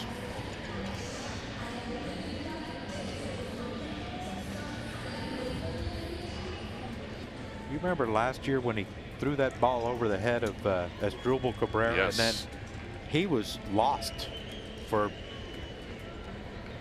you know, eventually they sent him down, right? Right afterward. Yeah. Right afterward. But he was lost, and just how he's pitching this year with the confidence that he's pitching with. And, you know, strike 1 with a fastball. Now we'll see if Mr. Pena can hit a slider. There it is. His slider is so different than other sliders. You know, most sliders from right-hander will go toward the outside part of the plate. His is like a front door. Yeah.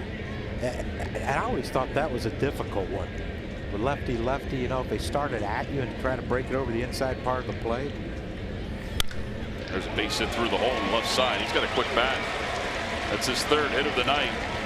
So he is aboard to start this 9th inning.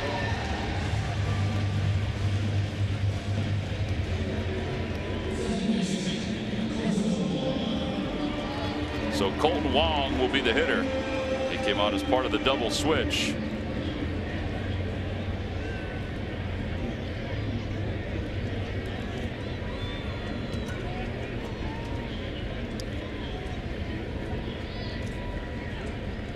That was a mistake by Ramos to Pena. He wanted that pitch.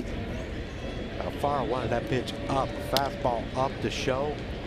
I'm sure if he didn't get a swing and miss, he's going to go back to the slider, but Ramos threw that one right down the middle to Pena, and now it's, here we go. That was Pena's first 3-hit game of the year. Not holding him on. And now time is called.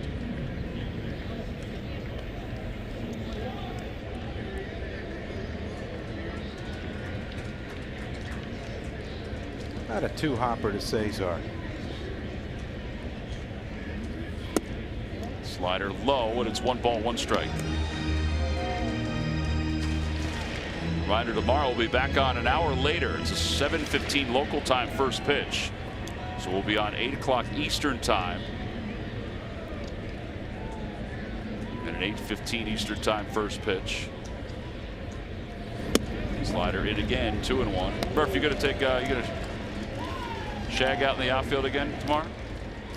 I don't think so. I don't think they're doing early hitting tomorrow, so no luck for us. You're not going to sneak out anyway? Well, you never know. Why don't you come out and early hit? I should do that. I could use the work. Line drive, base hit. It ends at 0 for 21. A little floater by Wong. And now 1st and 2nds with nobody out. Well, both of these offenses are kind of waking up in the latter portion of this game.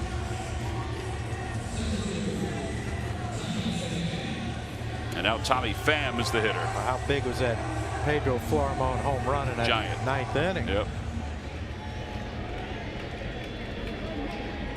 Bullpen is still quiet.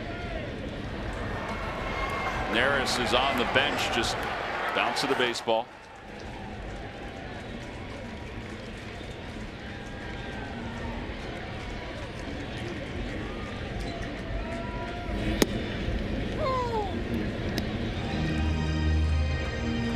There it was right there too. You see it starts right at Pham. You see him buckled a little bit, and it breaks over the inside part of the plate.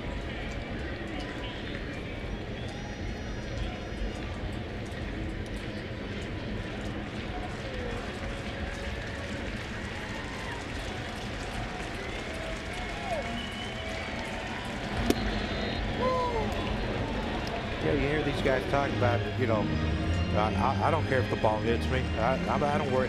If that's the case, why do so many guys buckle on curveballs? Ain't that the truth? I never wanted the ball to hit me. But you still buckle. Well, yeah, but I was Yeah. dummy more than anything else. Ouch. That one he held on to a little too long. Just a tad long.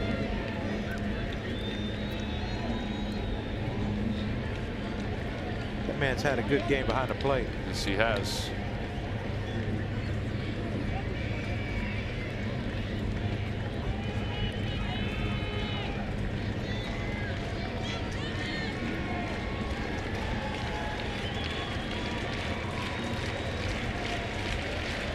One ball and 2 strikes to Pham. Fly ball right center field. Playable for Altair. He says to Odubel, I got it. Runners are not tagging. And 1 out. And that brings Martinez to the plate.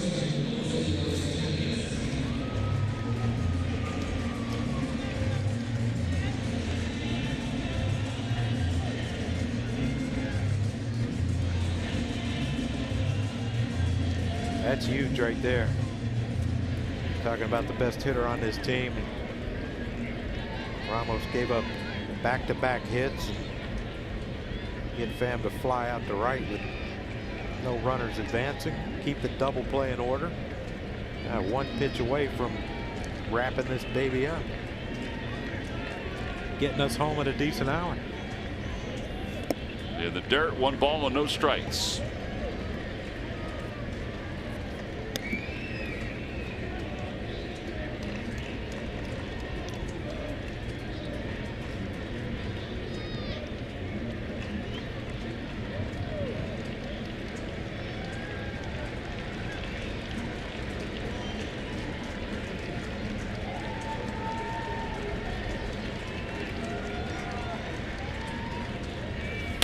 And a line drive base hit into center field.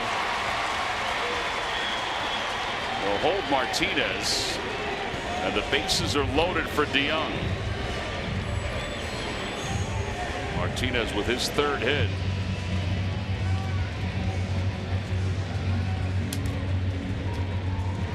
Well, I think Hector's going to get up.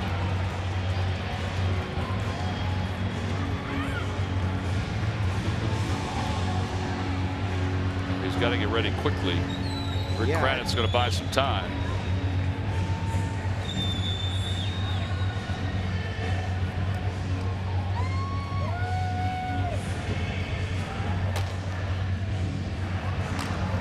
Yeah, and you know, sometimes these young pitchers, their mindset is I can't give up a run.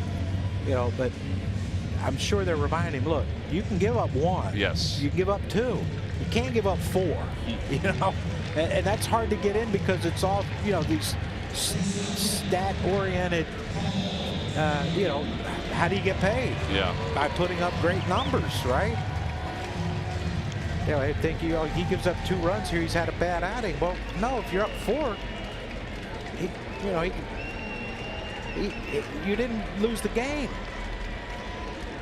But in the process of not trying to give up any, now you're in trouble. Yeah, now you've got the bases loaded. The tying run is at the plate. Phillies lead it 6-2. Got a first pitch slider, and it's 0-1.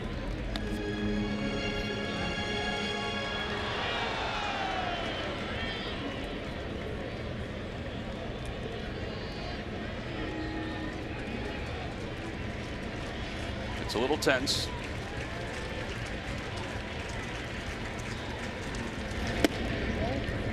It inside. 1 ball, 1 strike. At the people who left after Floremont's home run. Yeah, there were a lot of them.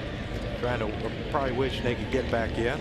41,000 was the attendance tonight. Not 41,000 in the yard right now.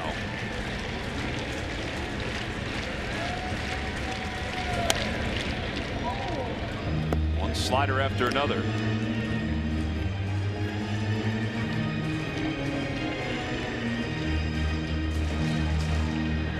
Young guys are hanging out, got their rally caps on for the Cardinals.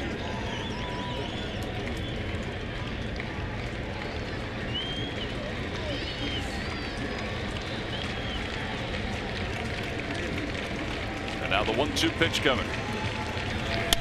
And And a line drive caught by Florimo.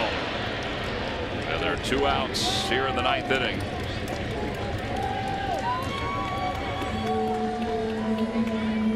And here's Marcell Ozuna.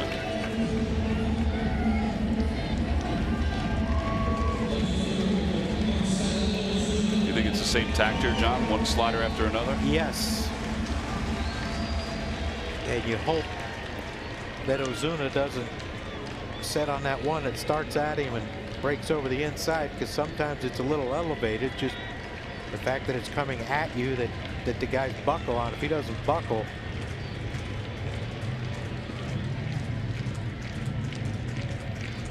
bad things could happen.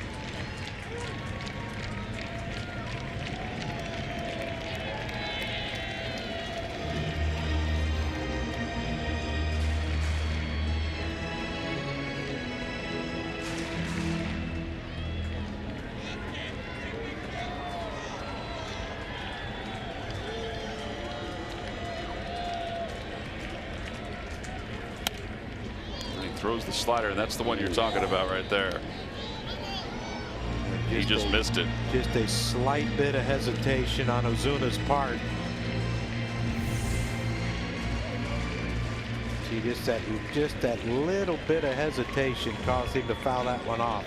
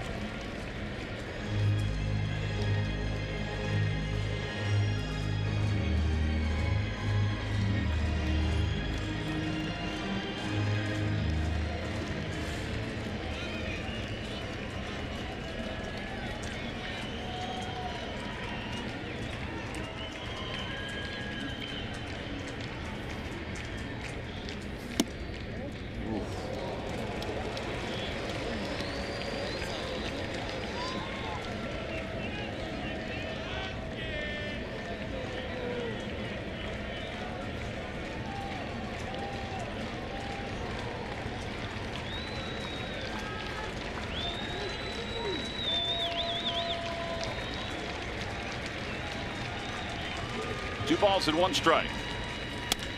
Out to shortstop. This should do it. Florimo to second, and the ball game is over.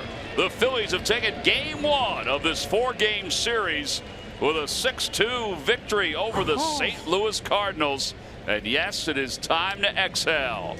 Ramos is able to get the last out with the bases loaded to seal the deal.